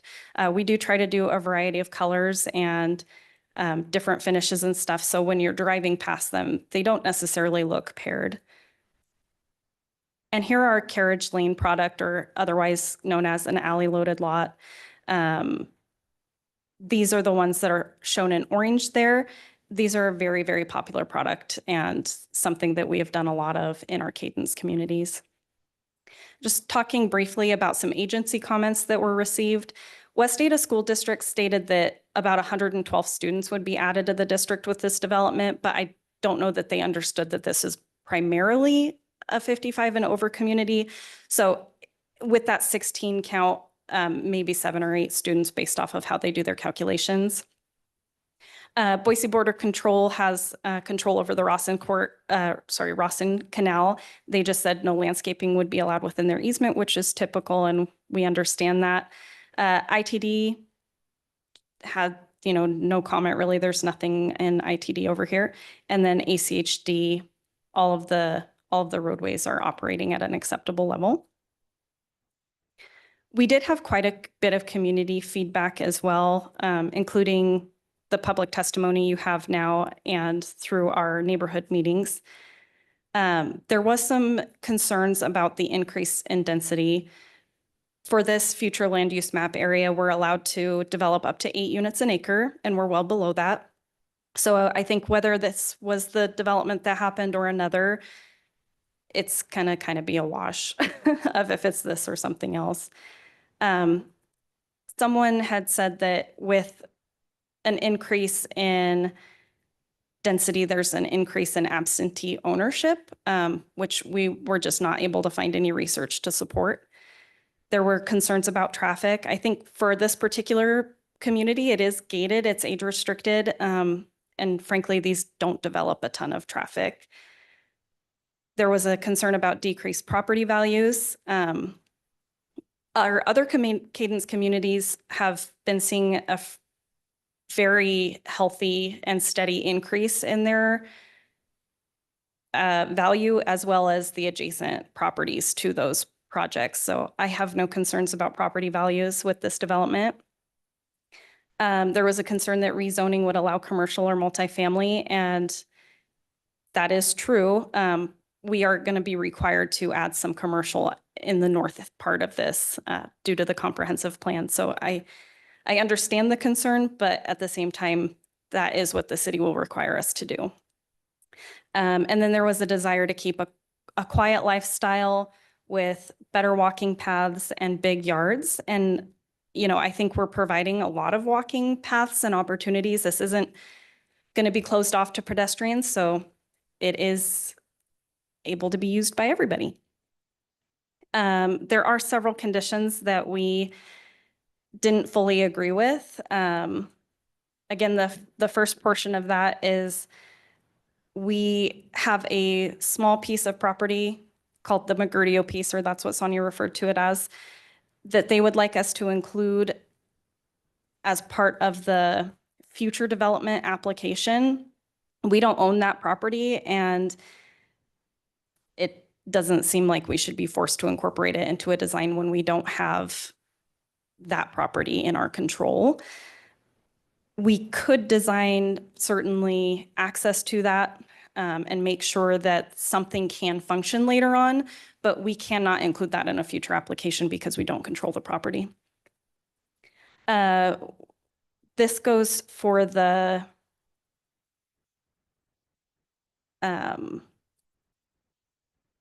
ability to get permit applications prior to subdivision. We would like the ability to get permits for our community amenities ahead of the final plat. This helps us to actually have those amenities open and available when residents move in and they're occupying. So it just kind of helps with the timing of things.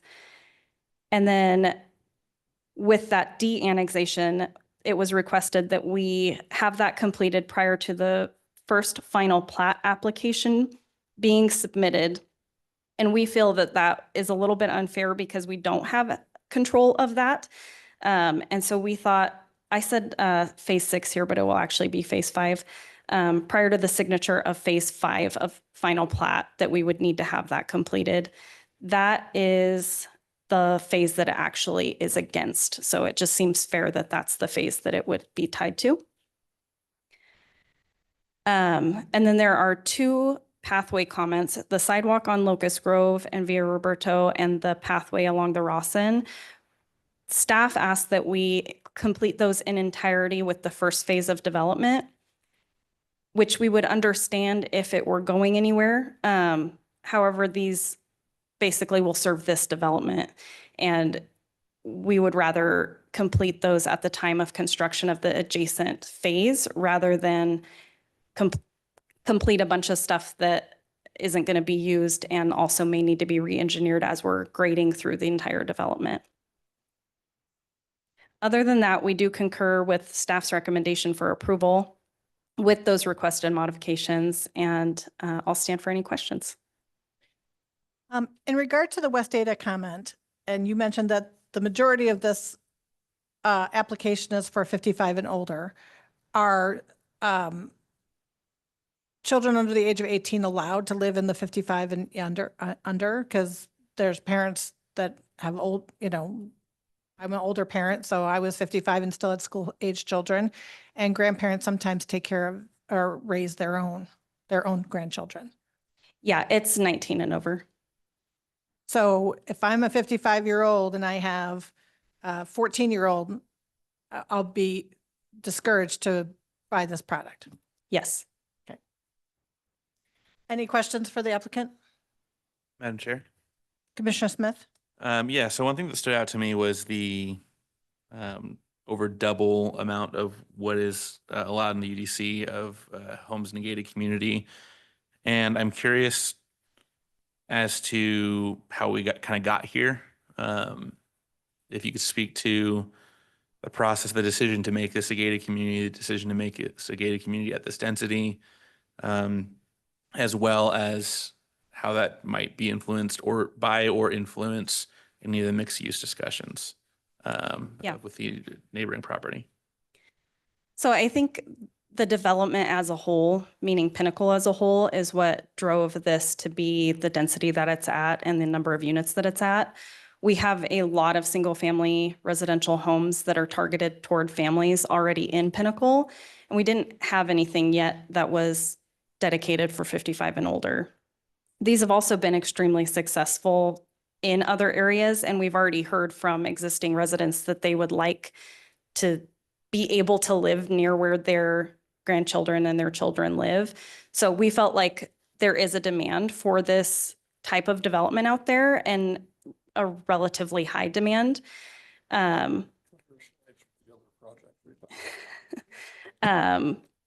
go ahead and show some of our other developments.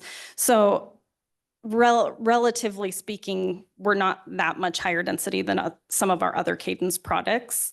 So this is Paramount. There's 192 dwellings with 2 entry gates. Bainbridge had 165 with 2 entry gates.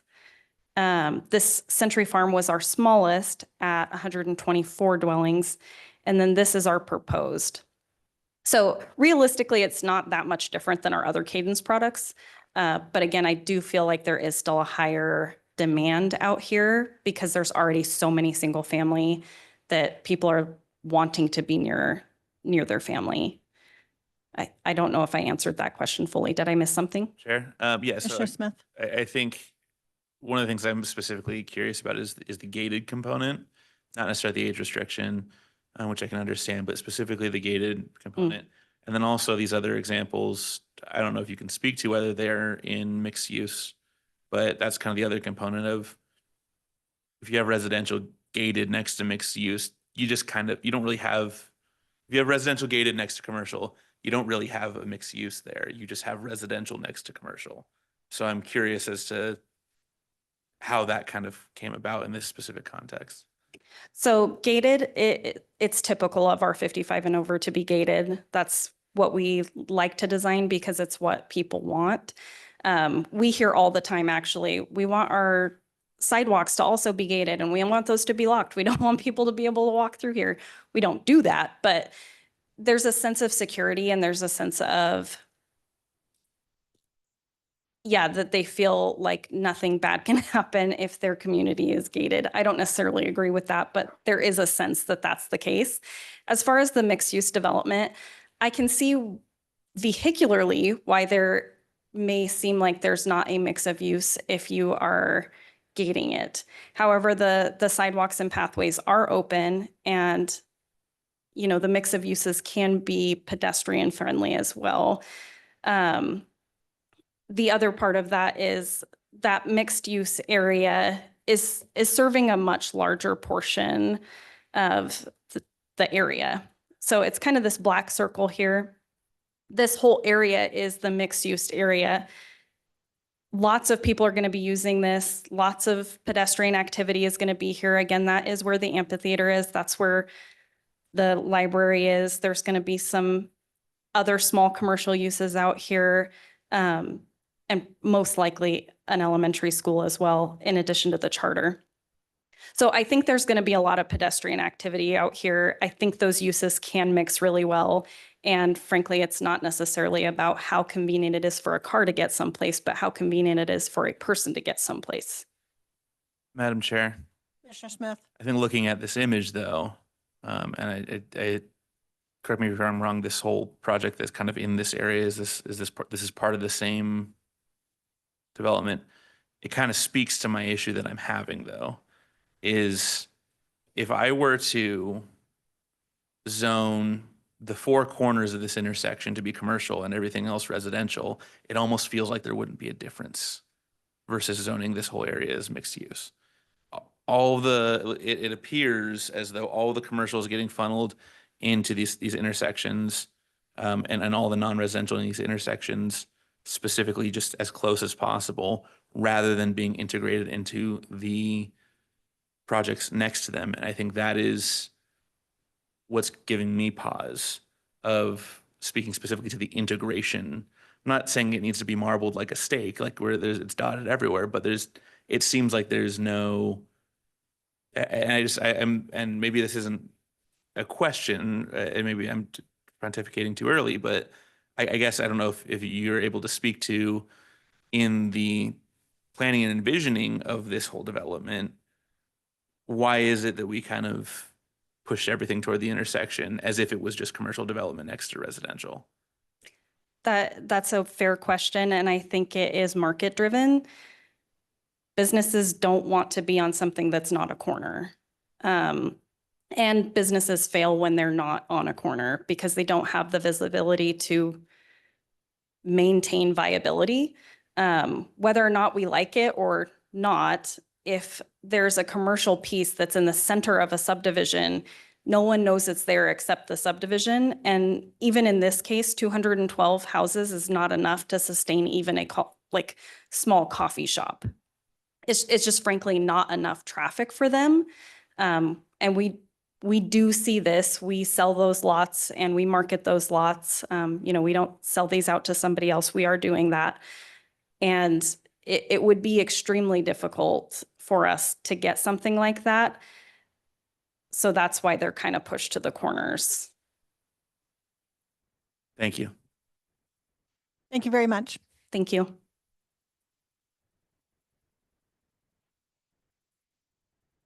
Madam Clerk, do we have anybody signed up to testify? Thank you, Madam Chair. No one has signed up. Is there anybody in chambers that would like to testify?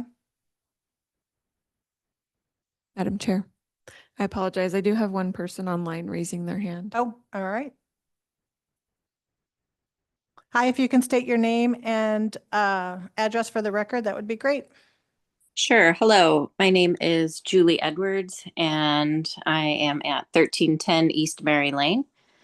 And I just wanted to say I've looked over the documents submitted, and I do think that an over 55 community is a great idea, mostly because it wouldn't impact the schools as much, or maybe at all. The part that I am opposed to is the density. And, the future land use map or comprehensive map shows that area they want to rezone as medium density. And so if they change it to R15, that's raising the density on the potential density, whereas just to the south of it is low density. So there's really no transition there going from medium, high, medium, high, and going down to the low density. So just something to look at there. And then I just feel like time and time again that this developer asks for numerous special accommodations. And I feel like this is not different. If the city code states that a gated development is restricted to 100 homes, that's what should be approved. Otherwise, the codes mean nothing. And maybe a reasonable request would be an addition of 10 units. But by asking to more than double the amount to 212 units within that gated community, I think is ridiculous. And then they wouldn't have to ask for, changes in setbacks and using the awful common driveways. And I can't remember what the other thing was called, where you have the stretch of road that's divided by an intersecting road. But if you had more space within there, then you wouldn't have to have all these other restrictions. So I just think they should follow the codes while they're drawing up their plans. To me, it looks like tightly packed sardine homes, which is not what we want in South Meridian. For instance, in one of the images, the overview, there are homes along just to the, let's see, west of the clubhouse. And those people, you know, eventually they'll probably pay, I don't know what these will go for, $500,000 or something, $400,000. And they don't even have a place where people can come pull up to the front of their house, because you'd have to walk through the clubhouse lawn or the bocce ball lawn to get to their front door because it's alley loaded. And then just lastly, the woman who just spoke mentioned an elementary school. Now, is that the same elementary school that was supposed to be built or potentially to be built on the north side of Lake Hazel, or is this a totally different elementary school altogether? That's all. Thank you. Appreciate it.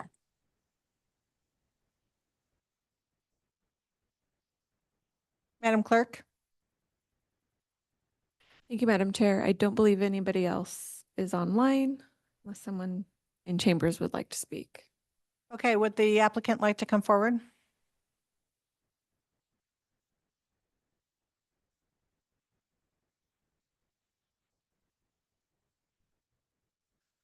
Madam Chair, Commission members, Mike Wardle, Director of Planning for Brighton, 2929 West Navigator in Meridian. And I'm here because I'm the creator of the project originally, put it together in 2020 when it was approved. And some of the concerns and questions you have are legitimate, but this whole project is a significant context issue. And I just want to cover first some of the comments that Ms. Edwards just made, and Julie's participated in all of our hearings, and she's been a participant in our neighborhood meetings and so forth, so we have a long opportunity to communicate.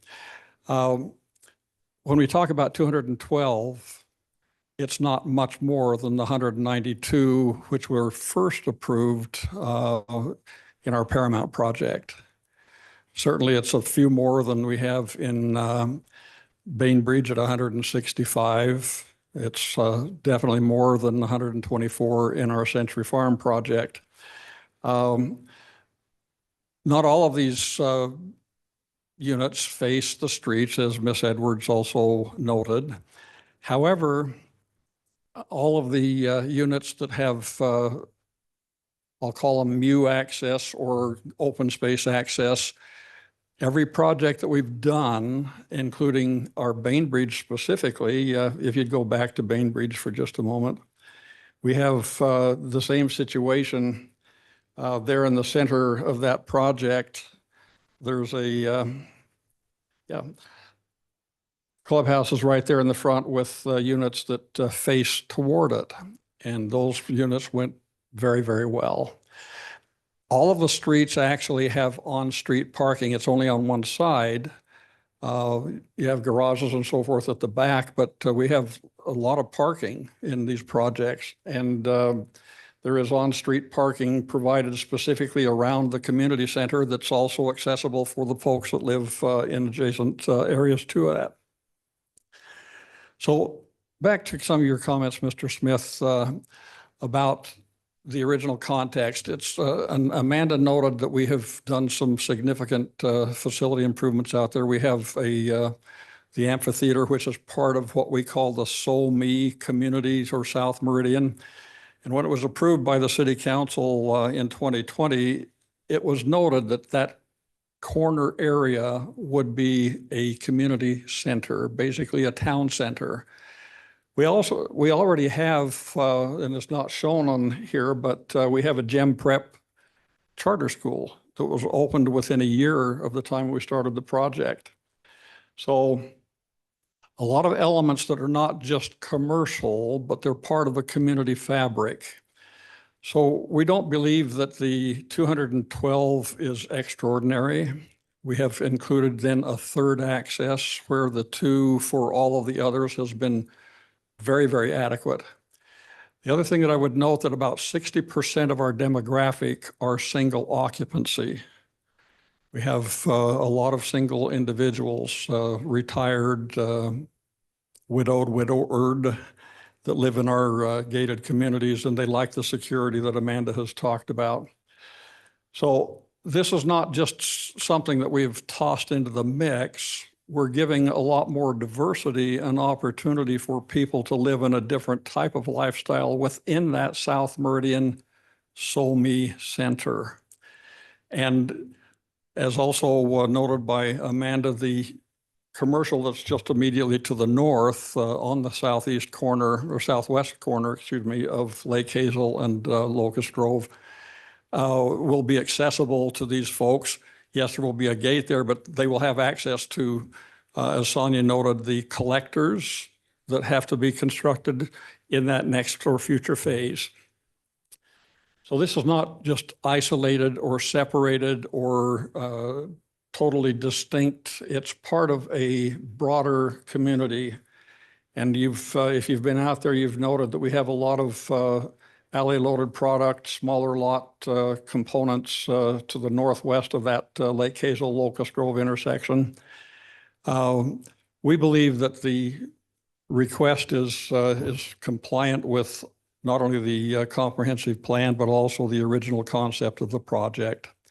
So I would just like to provide to you the same items that Amanda noted and that Sonia did as well, the changes that we proposed to the conditions. So you've got a hard copy.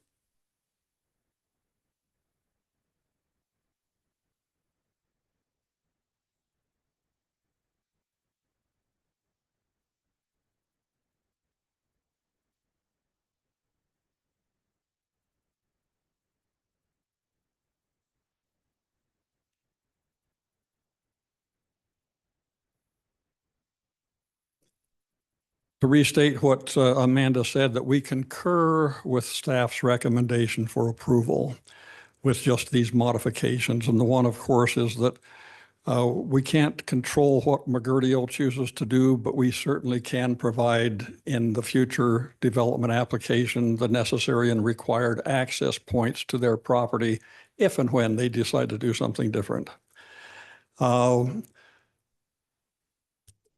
I don't think it's really out of the question because in all of our projects before, we have started our amenities in advance of the residential component simply so that they have something to go to when they move in. That would be the second item, A1E. 2O, relative to those annexation and de-annexation parcels, once we have included those in the application, dealing with that de-annexation parcel is simply out of our control and it will happen. But so we're looking simply for signature on the final plat rather than submittal of the first final plat, because that could be a long time and that would be out of our control. On the second page, the pathways and sidewalks, we again propose that those be constructed at the time of the adjacent development. If you go out in advance, for instance, along the highway or along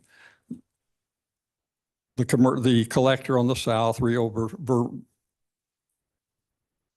via Roberto or Locust Grove, and you build those facilities in advance of the adjacent development, it becomes a problem of integrating those and making sure that everything happened originally fits.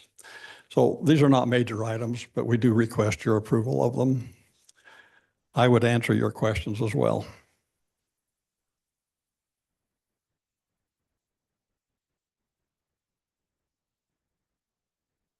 I did have one. In regard to the multi-pathway that the city is requesting that you do in phase one, and Amanda mentioned it kind of goes to nowhere.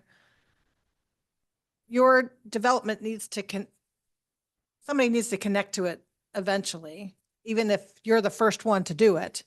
So the way this is set up here, is it designed so that, and the next developer, whether it's you or someone else, has the ability to do that? Madam Chair, yes. When the project is completed, all of these connections will be there for that future connection to whoever develops adjacent to us, yes. The only thing that kind of stood out to me as a red flag are the parcels on the furthest northern that will abut the Mergerdio parcel and the future commercial. Their backyards are going to face whatever that commercial is going to be. Is there going to be a road between that and the commercial, or is somebody's loading dock going to be like right there? No, for the we're going to get to, if you note on this, unfortunately, the little tag rezone only kind of covers over that collector connection that Sonia noted, Tower Drive. Mhm. So that likely, when we deal with that future development phase, may be extended to the back of the Mergerdio property. But there would be a landscape buffer along there, just as it would be along either Locust Grove or Via Roberto on the south. Regardless, it would be the same. Right. And then before city council, will you consider adjusting this presentation to have it stubbed in, knowing that you don't own that parcel, but for future land use type of thing for connectivity? We will. And we will communicate with staff on these issues just to make sure that we're all on the same page. Okay. That's the only questions I had, commissioners. All right. Thank you very much. Thank you. May I get a motion to close the public hearing, please? So moved. Second. It's been moved and second to close the public hearing for Cadence with Apex. All those in favor say aye. Aye. Aye. Any opposed? Motion carries. Madam Chair. Commissioner Smith. Yeah, I have some thoughts on this. I want to say at the top is I understand the larger context of the larger project. Where I disagree and where I kind of sit opposed to this is I don't think you get to claim the larger context of the community while walling yourself off from it. And I understand there's there's pedestrian connectivity, et cetera. But the idea that we're creating this thing that's interconnected with the community while having perhaps the most explicit imagery of separating yourself from that community, I don't think those two work together. And so I'm not opposed to this area being gated or to it maybe having less integration between the residential and non-residential, or it being R15. I'm opposed to all three at the same time. And I think that there's an issue here of not really aligning with what the purpose of a mixed use development is, and the kind of live, work, play approach that is prevalent throughout the code and throughout the city's kind of planning documents. I think this is just, I think for maybe too long, we've accepted and given the mouse a cookie on this development can be kind of have the residential and the non-residential separate because of this reason, and that development can have that reason, et cetera. And I think we're at the point where it's getting to be too much that we're building on top of this structure of you have to understand the broader context around it. I don't think that's the case here. I think we've kind of gone a bridge too far here. And I think this, I understand. I'm not asking necessarily for us to only approve things where there is a store in the center of a residential development. But I've seen plenty of mixed use developments that integrate their uses much better. And I guess all I'm asking for is either reworking this to better suit the context of the community or being more creative in how we do this. because I don't think as it is, this rises to the spirit of what a mixed-use development is. So for those reasons, I'm opposed to it. If the rest of the commission disagrees with me, and is supportive, I think the one condition of approval that I think is, I think to what you were kind of intimating, is 2P and 2Q. I think those connections need to be established earlier, sooner rather than later. That's my only ask if the rest of the commission disagrees with my opposition. Commissioner Rust, I'm interested in hearing your opinion since you live in this area. Yeah, I think just digesting all of this, but we've got roughly a 51 acre parcel. And 40 acres of it is listed as MDR, which is medium density residential. So only 10 acres of this is falling into the MUC. And I think most of that is being shown actually as mixed use. So I think I understand where you're coming from, Commissioner Smith. I disagree. And I particularly disagree because of this area. This is South Meridian, Lake Hazel and Locust Grove. It's a growing area. And Highway 69, Meridian Road there's going to be a lot more commercial up and down that corridor. But I think kind of that live, work, play, that sounds good. And I think of other past applications that were more off of Pine and central to the city of Meridian. But this area is heavily residential. You've got Discovery Park that's right there. This area also has pretty heavy load on the school districts. And so the fact that this is 55 plus, it's near a lot of housing that's going in. I think that it will be really well received by the community. There's going to be a lot of grandparents that live in this area or would want to live in this area close to their kids and their grandkids. So I'm in favor of this. I'm in favor of the conditions that they've put forward. I'm probably ambivalent on the connections. I understand why they're asking for that. It would make construction a little easier.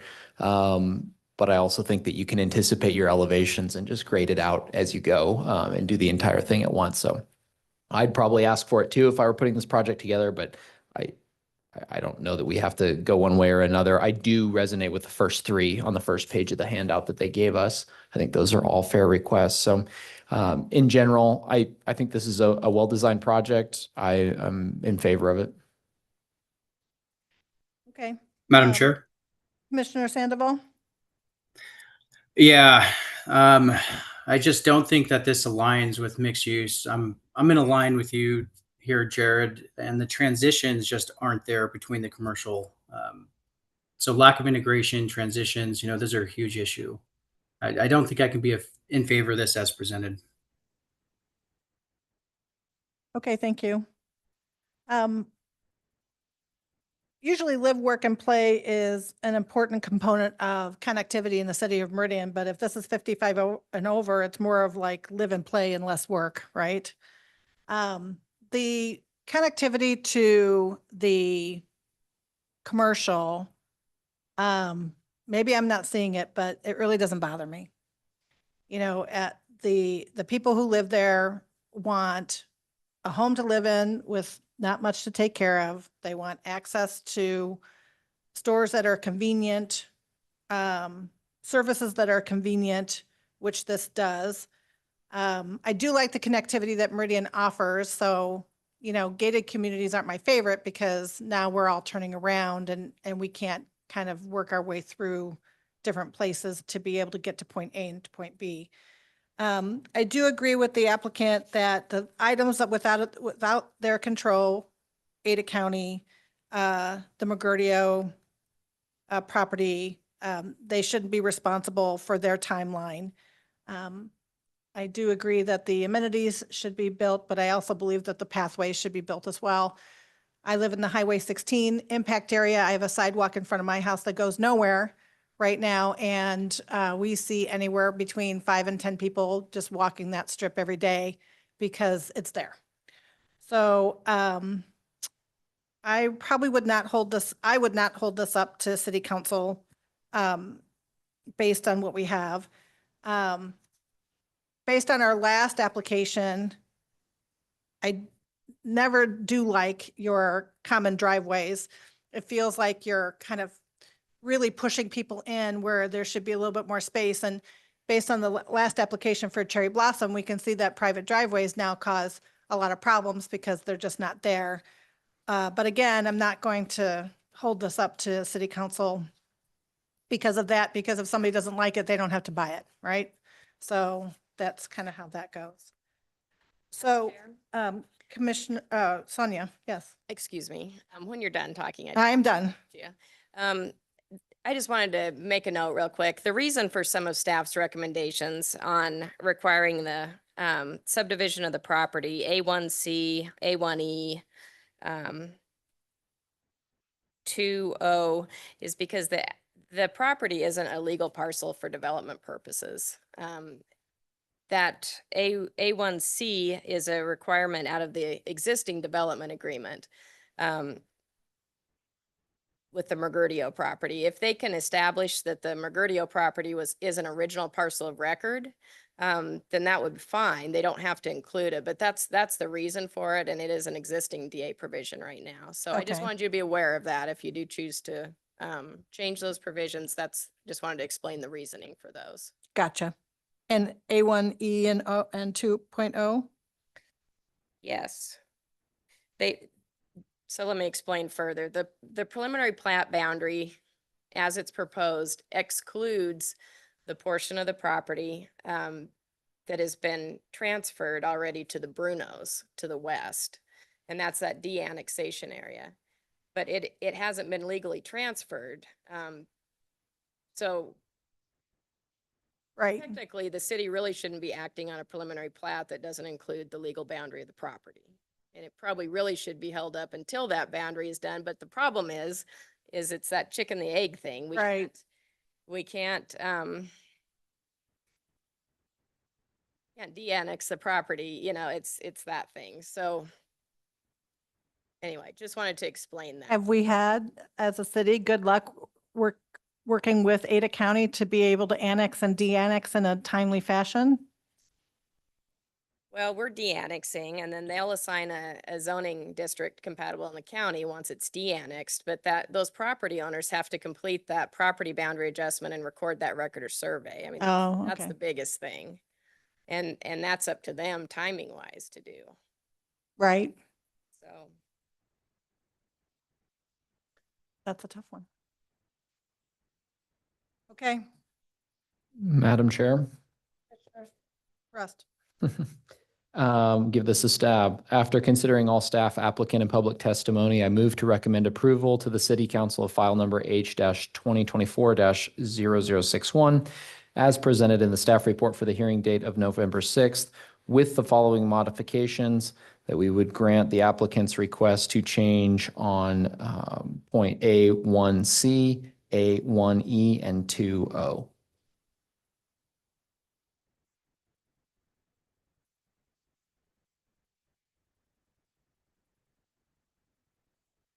Before I say anything, the thing that's holding me up is, as Sonia mentioned, nobody has control over the homeowners in Ada County and what they're going to do for the annexation and the de-annexation.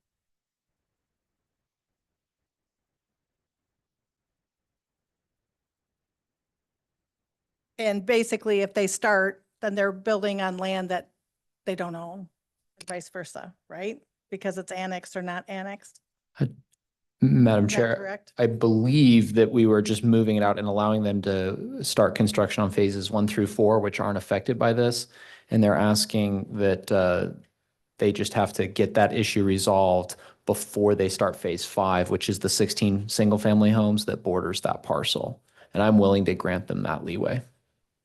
Kurt, can he adjust his motion to include what he just said? It is included. That's what they're That's what it asking for. says? Yeah. Yes, Madam Chair, actually, I'll use the opportunity to interject real quick. So I agree with Commissioner Rust's comment. I think I was implicit in his motion by referencing the applicant's request. I would say, just as, as the chair, you have a lot of discretion how you like to run the meeting, but I will say that there's a motion on the table, but no second yet. So you probably ought to refrain from any more deliberation until you get a second. Otherwise, the motion dies. Okay. I just needed clarification on what the motion was. So I will second your motion to include A.1, C, A.1E, and 2.0. I just seconded. So it's been moved and second to approve Apex Cadence subdivision. All those in favor say aye. Aye. Aye. And those not in favor? Nay. Nay. All right, Kurt? Madam Chair, may I ask for a clarification on the motion, please? Sure. Does the motion include the applicant's request for the changes to A1, C, E, and 2O? Even though the parcels are not illegal parcels for development purposes? That's correct. Okay. That's a motion in the Madam Chair. So it's, the vote was 2-2, that motion fails. So you can solicit or ask for another motion if you like, or we can talk about other approaches. Madam Chair, Commissioner Smith? I guess I'll talk to the elephant in the room and ask Kurt, if a motion to recommend denial were to fail 2-2, what would the reasonable set of next steps be? We can't pass a motion tonight. Yeah, so Madam Chair and Commissioner Smith, I think I would encourage you to actually exhaust those options first. So I probably would encourage you to make that motion if that's your inclination. But to answer your question, I won't. I'll try to answer that directly as well. I think you have at least a couple choices at that point in time. One is you can reopen the public hearing and continue it and wait till you get some other commissioners present. They would have to review this record and the minutes from tonight and then be prepared to vote, but you can table it, so to speak, until you have a tiebreaker. That would probably be my recommendation. The second possibility would be, I haven't seen us do this in recent memory, but potentially you could entertain a whole different motion, which would be to forward it to the council without a recommendation and note that you were split 2-2 and that you're not prepared to make a recommendation. That might be an option as well. I don't know if Mr. Parsons, you ever encountered something like that before? Any other bright ideas? Madam Chair, members of the commission, I have not heard that one, Kurt. So Okay. I would prefer the first option, go through it and then see where we land on a potential continuance to get more. Madam back. Chair, I guess with that being said, I'd like to make a motion. After considering all staff applicant and public testimony, I move to recommend denial to the city council of file number H-2024-0061 as presented during the hearing, November 6, 2025, for the following reasons. The confluence of the increased density, the gated nature of the community, and the lack of integration of uses is out of line with the spirit of the UDC and the comprehensive plan, as well as the number of required changes to conditions or alternative compliances render it untenable. Do I have a second? Second. It's been moved and second to deny Apex Cadence for the aforementioned reasons. All those in favor say aye. Aye. Aye. Those opposed? Nay. Nay. So at this point, I think we should reopen the public hearing to have a continuance so we can have some more commissioners here and revisit this again. May I have a motion to reopen the public hearing for Apex Cadence subdivision? So moved. Second. It's been moved and second to reopen Apex Cadence to establish a continuance. All those in favor say aye. Aye. Do we have a date? I guess is the. Well, we'll check with the city clerk in a Oh, moment. sorry, we're still reopening. Yes, I apologize. Okay, so we are all in favor to reopen the public hearing. We are officially open. Madam Clerk, do we have a date that we can reopen this public hearing, please? Thank you, Madam Chair. The next, Or continue, should say. the next planning and zoning date is November 20th. We already have 4 hearings on that evening. After that would be December 4th. The challenge we have is that we cannot guarantee as many or more commissioners on either was, but November 20th or December 4th, do you have a preference? Other things? May I get a motion to continue application H 2024-0061 to November 24th? It's been moved and second to continue Apex Cadence for November 24th. All those in favor say aye. Aye. 20th, sorry, 20th. Aye. Aye. Aye. Any opposed? Motion carries. Do I need to close the public hearing? I'm done? Okay, all right, that takes care of that one. Do we need a small break before we do the last one, or are we ready to go? You good to go? Sure, I'm good to continue. All right, we're gonna keep on going. All right, last item on the agenda is H 2025-0004 for annexation and 2 conditional use permits for St. George located at Overland Road and Topaz Avenue. We will start with the staff report.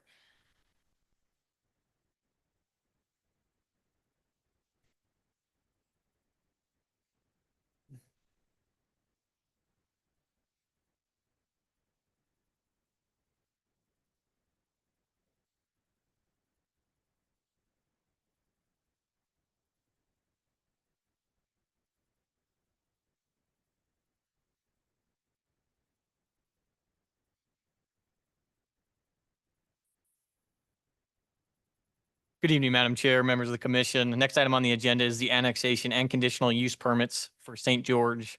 So the applicant requests annexation of 2 acres of land with the R15 zoning district to construct 19 multifamily units and 1 vertically integrated residential building consisting of 7,987 square feet of commercial space and 4 residential units.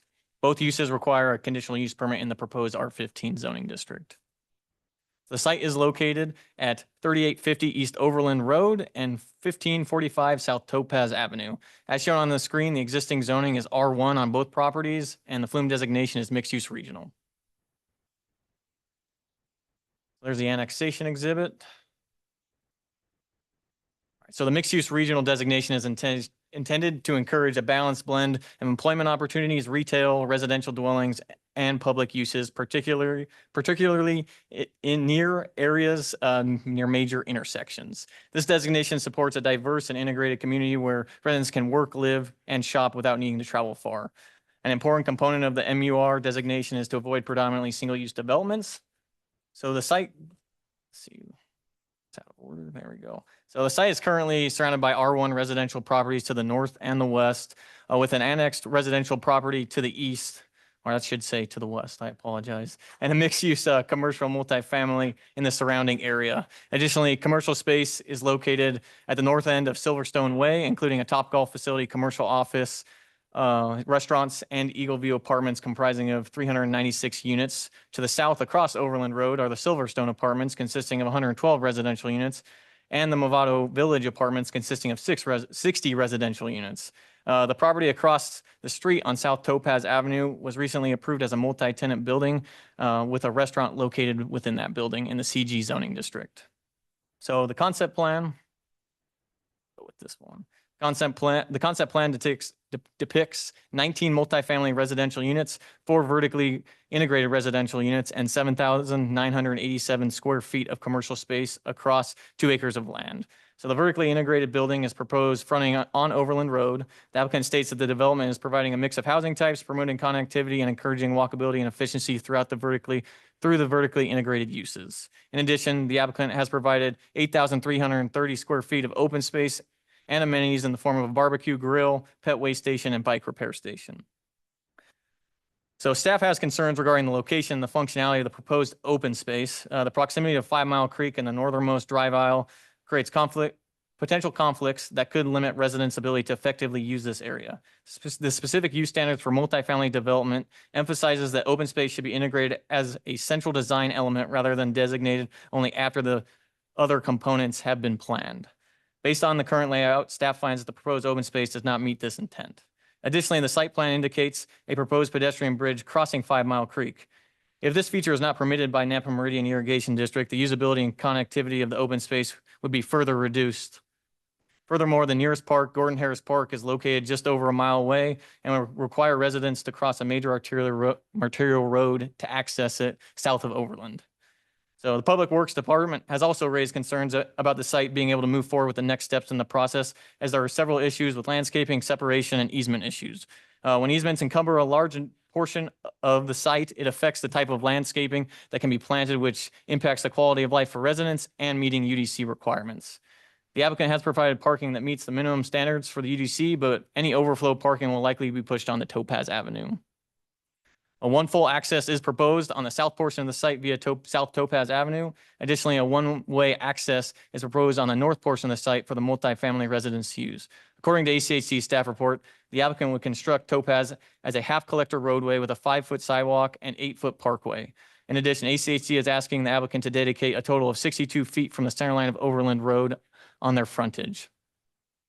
The applicant has provided a stub street for a cross-access drive with an easement to the property to the west, as this property is anticipated to use this access in the future when it redevelops.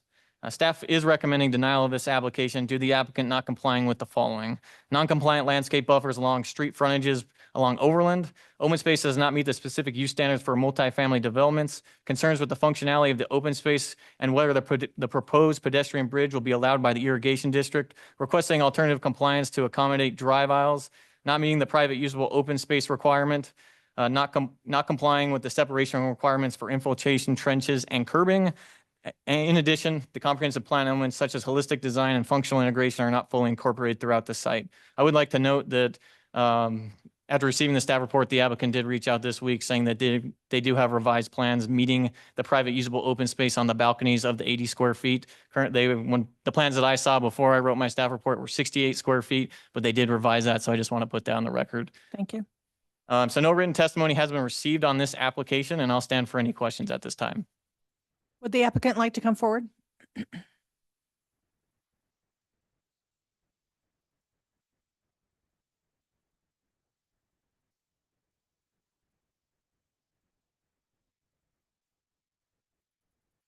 Hi, if you can state your name and address for the record, that would be great.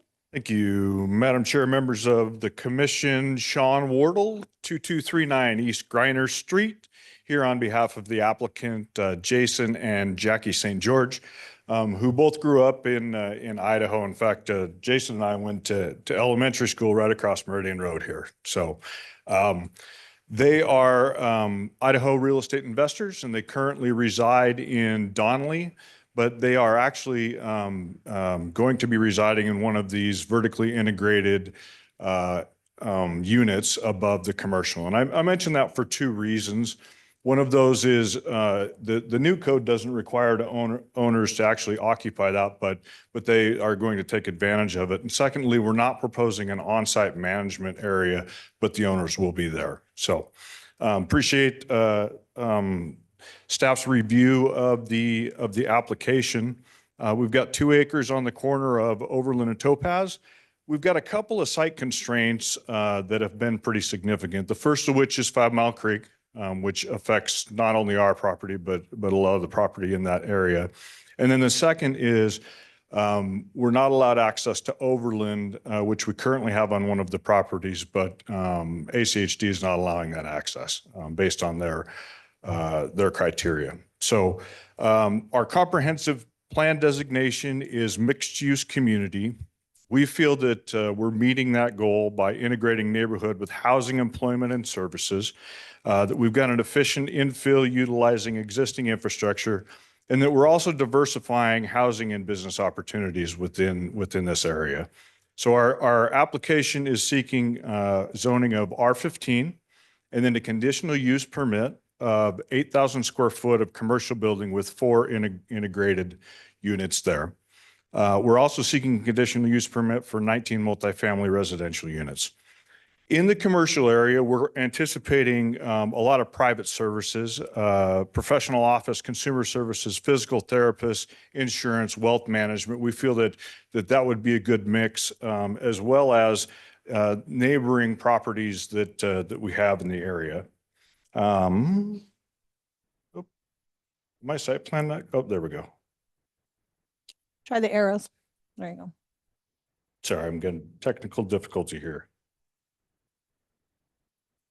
Our proposed site amenities are a pedestrian pathway along 5 Mile Creek, an outdoor barbecue area, bike repair station. And then one of the things that, that the owners would like to do is they're allowing each unit to have a garage, and they feel that that's an amenity for the site. They're going to have electric charging stations within those garages, and they feel that will help the project both in leasing as well as in value.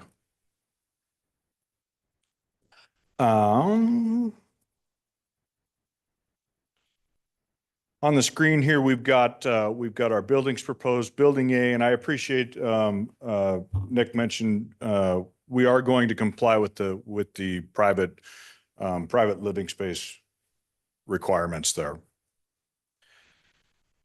Here's our Building B, C, and then our vertically integrated with the floor plans there. Just to point out a couple of areas, we've got Eagle View Landing here, the Top Golf Center, some large multifamily.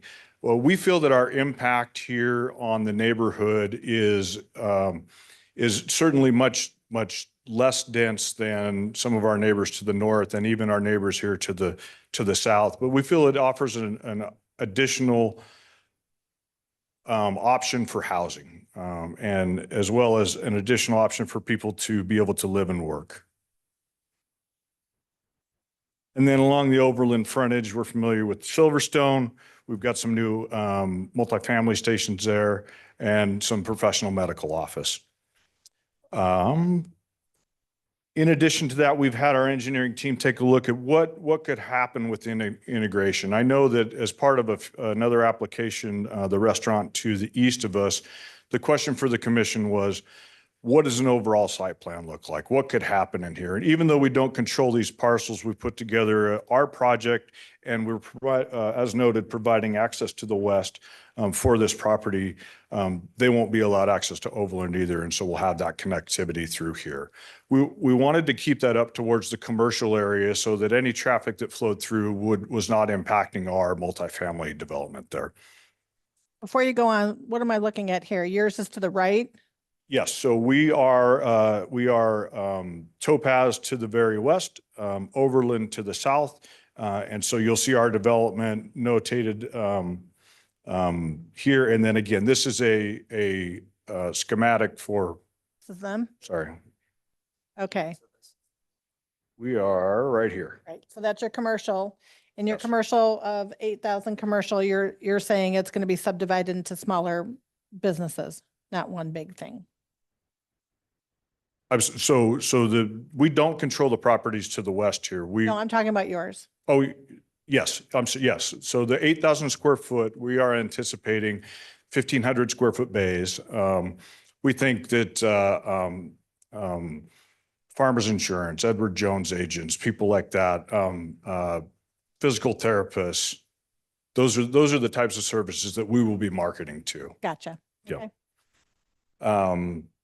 I'm going to turn it over to my design professionals for just a minute to answer some technical questions. I know that staff had some specific questions, so I'm going to introduce our project architect, Jim Escobar. Okay.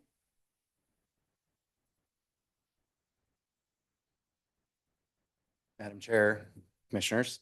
If you can just state your address. Yes, 127, PO Box 1277 in Eagle, Idaho. Thank you. I don't really have much to address other than we do have the private usable open space. And with a lot of the items that are identified on this list, I think they're all items that could be conditions of approval or amended to it that I don't know that we oppose much of what's happening on the staff report. So I just would like to recommend that you consider staff's recommending denial, but we feel like there's all sorts of things in here that we comply with and would happily satisfy. Or maybe are even misunderstandings. So I don't know that I really have anything else to speak to because most of the items are site development related items. So invite the civil engineer. Okay, come on up.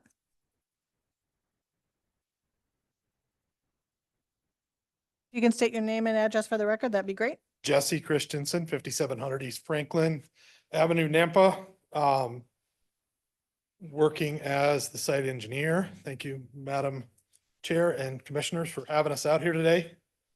I'm here to talk about some of the site-specific conditions that are listed in the staff report and go over what we can do or address during design review to adjust them. So the water main was listed as too close to the curb and gutter on the west side of the property. It's actually the north side of the property.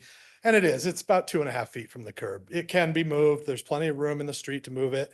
That would mean it's less than 25 feet from the stormwater basin, but there's also room to move the stormwater basin as well. Or if there was no room, there are other engineering ways to get DEQ approval on that, a curtain between the two to make sure that separation is contained. So that's just one of the things listed on there. We don't have fire hydrants on our site plan right now. It's listed as a concern. You know, we did talk to fire and we worked with fire to create a pass-through for the 2 buildings on the east side. So, you know, fire has not been ignored. There's plenty of flow through the subdivision. There's plenty of flow in the area. Fire hydrants can be added to there. There's a concern about the easement between the 2 buildings. I'm gonna move the mouse around so you can see. Maybe I'm gonna move the mouse around.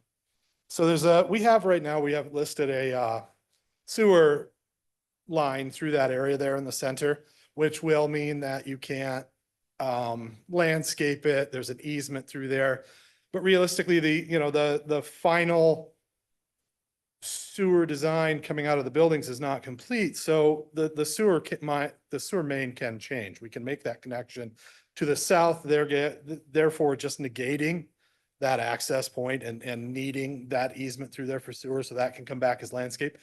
These are all, everything that's listed engineering wise can be adjusted in design review with the city. So I don't think there's anything outstanding that doesn't work. We were gifted a great corner up there to put something that's going to be separated by a stream. We can get the bridge approved there as future development around this continues to develop. There's room to make that open space bigger for everybody. And, everybody's got a kind of central location for this open space of this commercially integrated, live, work, play stuff. So I don't think it's a hindrance to have it up there. I think it works. We brought in early on there's floodway on 5 Mile Creek. We brought in a floodplain engineer to meet with the city's floodplain administrator and talk through what we can do to make that work. We don't have any of our structures right now within that floodway.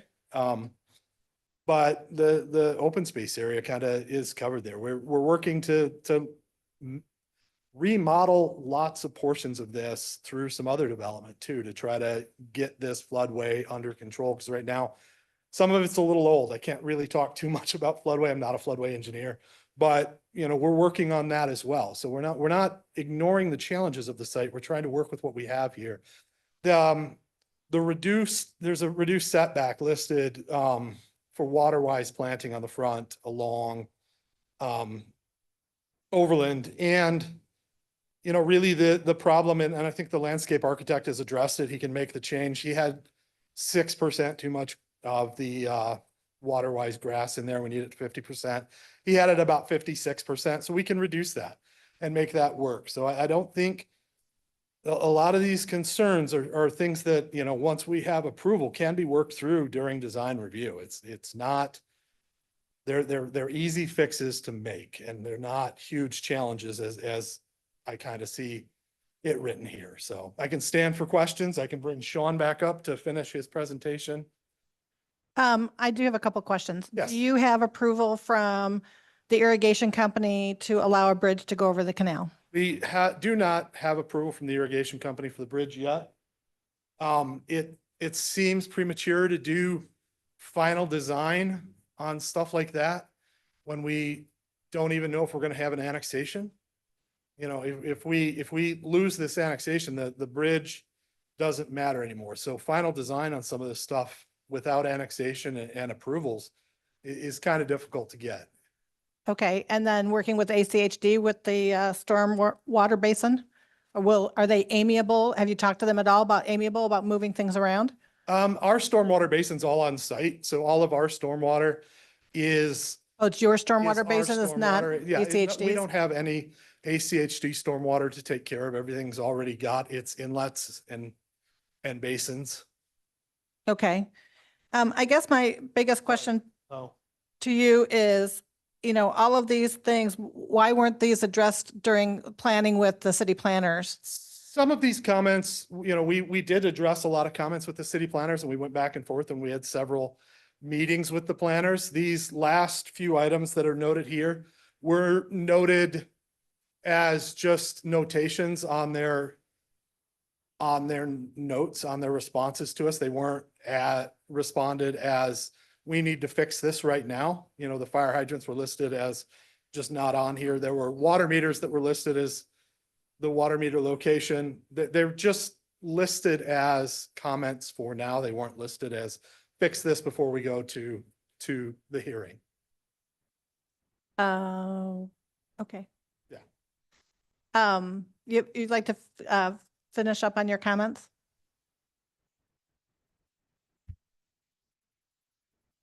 Thank you, Madam Chair, members of the commission. Just clarification, we have talked to Upper Meridian Irrigation District. They're allowing the bridge. We have to get an easement and go through that process as well as with the Parks Department for the pathway.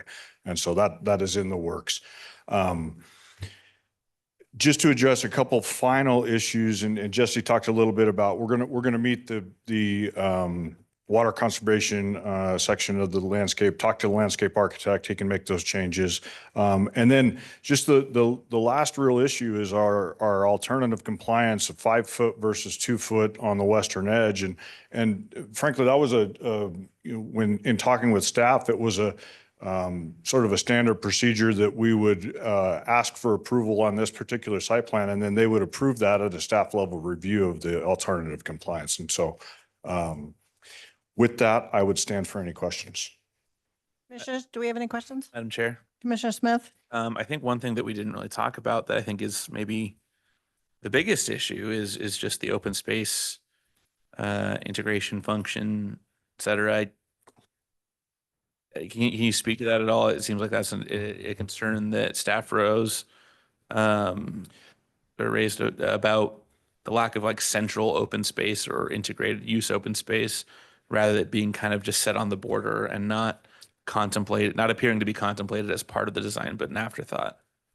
If I might address that. So, and I think we might have a little bit of a miscommunication maybe with the staff, but my landscape architect's telling me that we're at 23% open space, and that the minimum requirement is 15%. And so, again, we attempted to over comply with that particular issue. If I have talked with our engineer, we could potentially add some central open space where we've got some bollards, as well as moving some of the sewer lines to where we couldn't have landscape before. There's a way that we can work around that. I didn't hear what the specific issue was from staff prior to the staff report. Yeah, I think before you go to city council, the open space is going to be an issue. And if the sewer line that runs through the two buildings is something that you can't do any landscaping with, whereas the buildings are either facing them or can enjoy that open space, it seems like it should be someplace else. So this graphic's pretty good. The other two were very hard to read, so that might be something before you do city council as well. Any other comments? Okay, thank you very much. Madam Clerk, do we have anybody to testify? Signed up Thank to you. testify. Thank you, Madam Chair. Yes. First person is Anita Gallagher.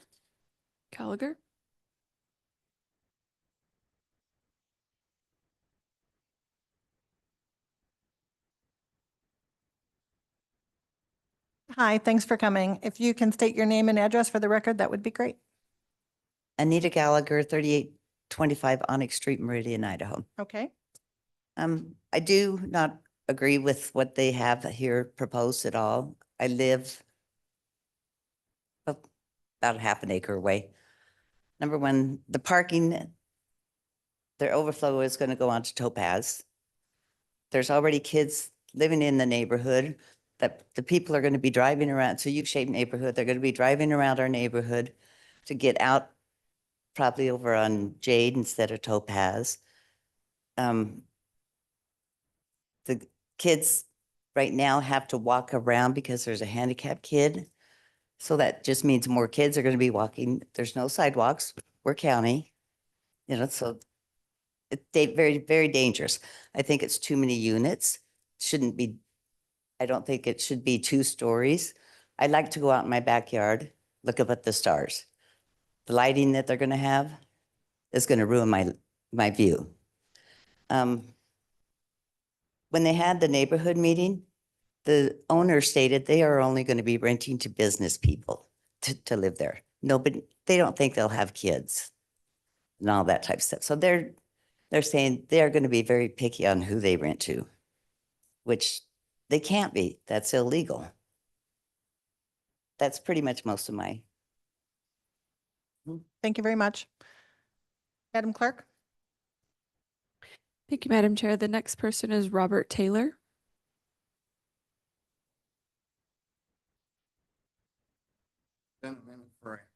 Speak. Okay. If you can state your. Robert Taylor, can you Yes. hear me okay? Yep. Robert Taylor, 3840 East Overland Road. Okay, thank you. So I'm right next to this. East or west? East, west. West, okay. Right, yeah, right there. We've got a skinny acre. This will run right down my backyard, Okay. my paradise, my sanctuary. Mm-hmm. Anyway, I had like a 5-minute speech, but I trimmed it down so I can get the 3 minutes in. Thank you.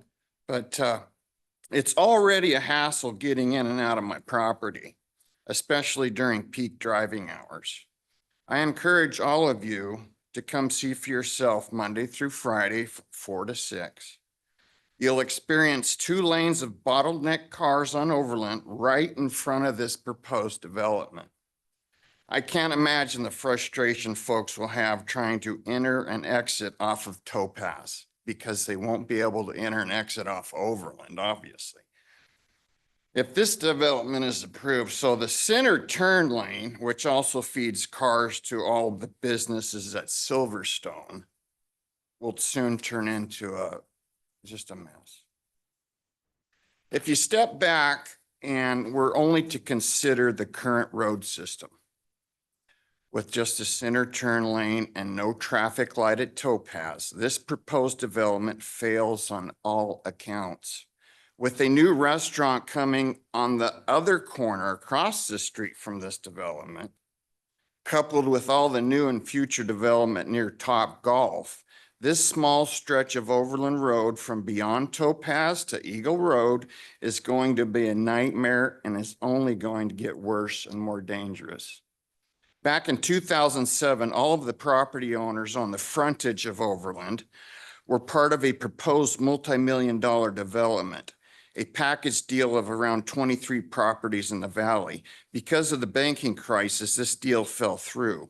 At that time, all of us living on the frontage were in agreement to sell our properties, and the surrounding neighbors were okay with this. This current proposed development, however, only encompasses 2 out of the 7 properties, and we are not all in agreement. In fact, at the required neighborhood meeting put on by the development team several months back, it was standing room only, and I don't recall anyone saying anything positive about this development, and we're all pretty much against it. I feel another business-only development along this Overland frontage would be more prudent and beneficial to the area, and I think the surrounding neighbors again would be okay with this versus the current piecemeal proposal. Not sure how this works, but perhaps changing the zoning to encourage investors to develop business-only structures would be a good start. We all have had neighbors. Go on. You know, when we get home, we can hear when they get home, we can hear when they leave. We hear their car doors, their revving engines, the dogs barking, deal with occasional loud party or celebration. You deal with these sounds and annoyances. Please put yourself in my shoes, going from having one neighbor to having 23, not to mention 2 commercial businesses next door. That is a lot of neighbors that are now 2 stories tall with a bird's eye view into your backyard. We have a beautiful 7-year-old daughter who just got to swim in her first big girl pool this summer. She had privacy. We have privacy. In conclusion, consider the impact not only to me and my family, but to the folks in this neighborhood. Think about the safety concerns and difficulty to everyone that will need to enter and exit off of Overland Road. Our only sanctuary is our backyard. Besides the roar of the freeway, we at least have privacy and a buffer from the noise and eyeballs from Overland Road.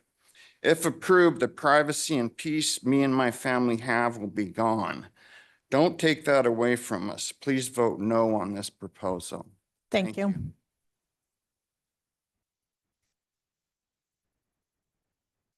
Madam Clerk? Madam Chair, I have Sherry Manning. Nope. Debbie Fulton, No, you're good. Jason Massey,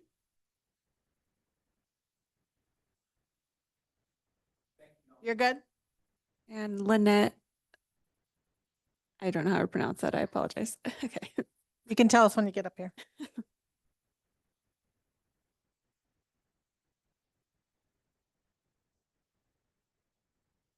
Good evening, Madam Chair and Chairman, or Chair people. My name is Lynette Adsit. I live at 1360 South Topaz, which is just north and kitty corner to this place. Mm-hmm. So I would definitely see this place from my place. I'm not happy with this proposal.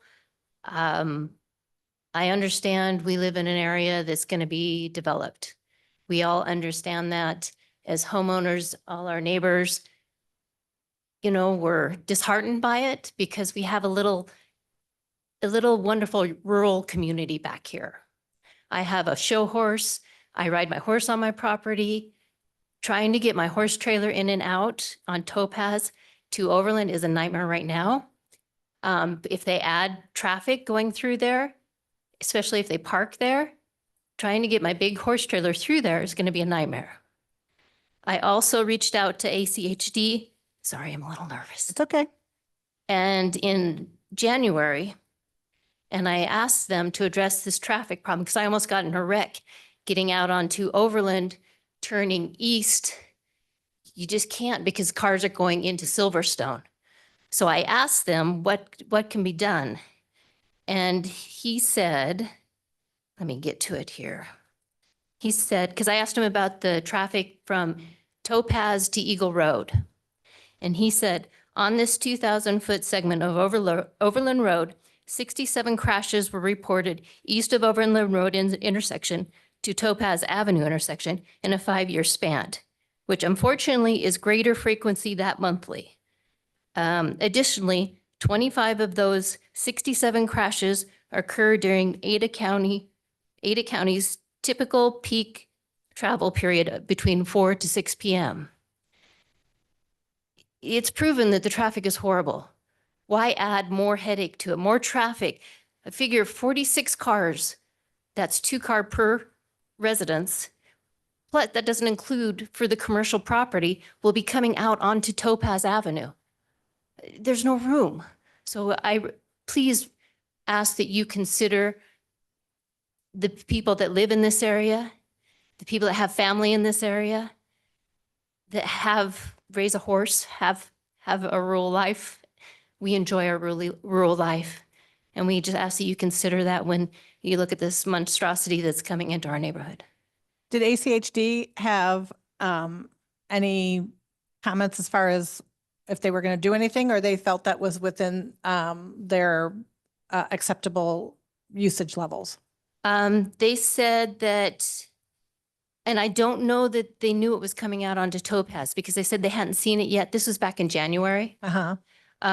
They said that according to our policy, a development may start to be considered for a traffic impact study if the development generates 100 new external peak hour trips beyond the existing land use or 10% contribution to the major street roadway traffic. He said Overland in this case. So I don't know if he was considering that they were Okay. going out onto Topaz, Right. which you can only turn right onto Topaz. You can't even turn left.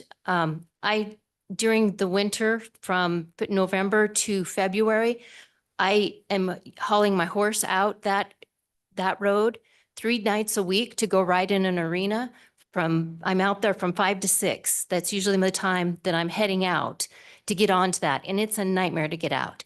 ACHD did put in no blocking the intersection. They did put signs up. Okay. Which is wonderful. And people sometimes adhere to that. But again, you cannot turn left coming out of Topaz. There's no, with my horse trailer, I wouldn't even dream of doing that. Right. It's just not safe. And I think this is too much population for our little area. Okay. Thank you very much. Thank you. Madam Chair, no one else has signed up. Would anybody else like to comment on this? Come on up.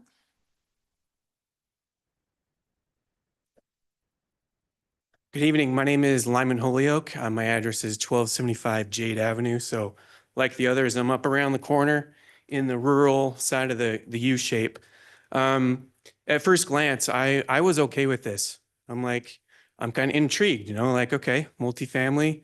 All right. And that's all around us. I see the vertically integrated. I love that because in my mind, I'd like to do something like that in my property on the backside. But then I'm like, yeah, but I'm okay with this because it's not my property. But that's besides the point. We've raised the issue of traffic, and that is a huge issue. City Meridian did a huge disservice to our neighborhood by approving that huge traffic nightmare back going to Topgolf off Silverstone. This morning, I noted that when I was coming back from dropping my kids off at school, I barely got across Eagle Road. And we weren't even, the road is blocked. They couldn't even get to the turn lane to turn into their business. So that we're not even talking about this development itself. When I was looking at the applicant's paperwork, I looked for the ACHD comments.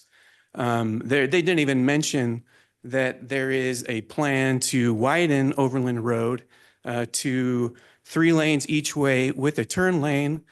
I think that goes at least to Jade, maybe to Topaz, but it's basically going to turn our neighborhoods into a right-hand turn only situation. I think there needs to be greater integration with our neighborhoods before you consider anything. The traffic's basically, in my mind, put a stop to all of this. But otherwise, I do like seeing the businesses up on Overland. I think that's a great idea, especially the vertical integration. I love that idea. But yeah, I think there needs to be greater consultation with ACHD before their further decision on this. Thanks. Thanks. Anybody else in chambers? Madam Clerk, do we have anybody online? Madam Chair, no. Would the applicant like to come back and give some comments based on public testimony, please? Thank you, Madam Chair, Commissioners. Appreciate comments from the neighbors. We heard a lot about backyards today. And I understand that, and I can sympathize. I grew up in a Meridian with a population of 2,000 people. So we understand growth and development. We understand that the large lot rural culture and subdivision that used to be at Eagle and Overland, that there are still some people that are there that purchase those properties. However, many of those are being redeveloped, and our applicant has put together 2 parcels. We're not bringing you 1 acre. We put 2 acres on the corner together with what we feel is not just an economically viable project, but one that meets the needs and the goals of the comprehensive plan. And so we didn't hear a lot of talk about density. We didn't hear talk about of uses and commercial. And so one of the things that I would ask of you is this: if you feel that this application has some technical issues in terms of open space or engineering or things, we can work those out either with a continuation or a condition. We're happy to do that. I've got the design professionals that have committed to me to make that happen. And so if you have any issues with that, we can find a way to work through it. If you have an issue with this not meeting the comprehensive plan or some other type of issue, then I would like to have that discussion today. But otherwise, we appreciate your time and would ask for approval. Okay. Thank you very much. Can I get a motion to close the public hearing? So moved. It's been moved and second to close the public hearing. All those in favor say aye. Aye. Any opposed? Motion carries. Madam Chair, Commissioner Rust. this is not the first application in this area that I've sat here for. I'm starting to recognize this. In fact, I think my only no vote as a commissioner was for something right on this overland stretch. Everybody recognizes, even a lot of public testimony, that this is a changing area. It's unfortunate, but it is happening. I appreciate the fact that this seems to be a local investor, somebody who's trying to make the community better. They want to live in this area. I think you can tell in the design elements that I do like the design, just generally speaking. It seems to be attractive. I appreciate that there's 2 acres here. This is a longer list than we normally see. And I appreciate the fact that there's a lot of what I would view as more minutia, but there's a lot of minutia here that needs to be worked through. I read through the applicant's response. It seems like at least half of the items noted in the staff report can be fixed. And so kind of at the beginning of the staff report, they contend that the proposed development cannot be supported by staff because the site isn't large enough to accommodate the proposed use and meet all the dimensional and development regulations in the district. It seems to me that the applicant is contending that they can fit in. And so if that's the issue, I would be in favor of a continuance to give them a chance to go and do the work and come back with a more developed proposal. I think that we would be doing our job as commissioners and kind of that gatekeeper in front of city council. So I'm not in favor of pushing this forward. I would be open to a continuance. And I think some of this is just going to come down to beauty in the eyes of the beholder for us on the commission. I really fail to see how a regional park is ever going to go into this area, just with the fact that the lots are so small, the cost of land is going to be so high. That ship has probably already sailed. This isn't South Meridian, this last one that we were looking at where you can get 60 acres from a farmer. This is going to be small assemblages, and that's going to make functional integration much more challenging as this area changes. Somebody has to go first. And if we turn this down, do we want, as a city, just only commercial businesses on those frontage lot? There's 7 2-acre or 1-acre lots there. Is that what we want? I think it's what some people in the community want. I'm not sure that that's best. I like the mixed use component. I'm kind of curious to hear Commissioner Smith after the last one. This might be hitting you a little bit closer to the heart, at least on that issue. Yeah, so I'll conclude here. I guess I would be in favor of a continuance personally. I'd like to hear from the rest of the commission on the application as a whole. I don't view these technical issues as a reason for denial. It seems to me that this application was maybe a little bit rushed. Maybe there was a little bit of disconnect between staff and applicant. And the applicant certainly has made it clear they're willing to go back and rectify those technical issues. Commissioner Smith? Madam Chair, yeah, to be candid, I'm a little frustrated because on one hand, this is everything that I'm asking for mixed use development to be. On the other hand, as Commissioner Russ said, there are a lot of issues here. And in terms of being rushed, I mean, I do want to note this is 2025-0004. That's the item. So it's been in the pipeline for a minute, right? For reference, the other one that some of the others that we heard tonight were 0061, or sorry, that's the 2024 number, 0030, I think. And so there's been time on this.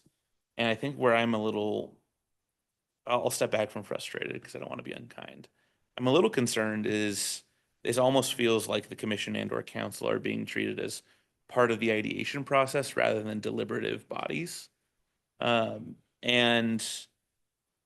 for that reason, it seems like a lot of the work that that should have been done by now has not been done. And I know with a lot of things when we face developers, when developers come to us and we say, hey, why isn't this way? And it's, it's because if we did this, then this other thing would be out of compliance and et cetera. There are a lot of moving parts here. And I fear that if we say, hey, all this can be reviewed in design, and we're not saying anyone's saying to approve this tonight, but if we can fix this in design, we can do all this other stuff. Well, what about when you change the easement for sewage? What problems might that create? And how are you going to address those? Are those going to be in compliance? I don't love, even if NMID grants access, I don't love that bridge over, an unpiped NMID easement being kind of counted as this open space. I don't really understand it necessarily. I think there are a lot of issues here. I am tempted to want to vote to deny. I do know that the applicant and the team are professionals and have come before this body many times, and so I do tend to give some credence to if they say they can figure it out, I'll give them a shot. I'm happy to give them a shot at figuring it out. That being said, I do worry that there are some larger issues here than are solvable with a simple maybe 2-week continuance or something like that. So to that end, I'm happy to do a continuance. I prefer if it were maybe a longer continuance because it seems like there are more than just some quick issues to sort out. I do want to speak to the larger issue of development in this area. This area is currently zoned R1, and in the flume and the future land use map, it's mixed use regional, which depending on the development is entitled to up to 40 residential units an acre. So I want to be very clear of there is density coming to this area, there is development coming to this area. And so some of the things like view sheds and light pollution and things like that, they are regrettable parts of development. But this is kind of within, it's on a major transit corridor. We need to be encouraging density in these areas. That's where density is best. I think there's too many issues right now with this for me to support a short continuance, and I'd prefer a longer continuance. I don't know what that looks like. I don't know if staff has any guidelines for maybe how long they think this might take to continue, if it's possible with a continuance. I think there's a lot of questions there that's kind of where I'm at. A little bit word vomity. Speaking as I'm thinking, but I'm a little frustrated. Okay. Commissioner Sandoval, do you have any comments? Yeah, Madam Chair, I agree. I think there's just too many issues as presented to go on. Now, an outright rejection or recommendation to reject, I don't know that I'm necessarily in favor of that either, given that the applicant seems very willing to work out these details. So I'm absolutely in favor of a continuance here. Okay. Kurt, do we make a motion or reopen the public hearing at this point? So two related thoughts. Yeah, I think you can reopen the public hearing and discuss the continuance to a date certain. And then that would also be an opportunity. Once you reopen the hearing, you could ask the applicant if they have thoughts on a reasonable timeline, and you can factor that into your deliberations. Okay. So in that case, I motion to reopen the public hearing for H 2025-004 for the St. George. Second. It's been moved and second to reopen the public hearing for St. George.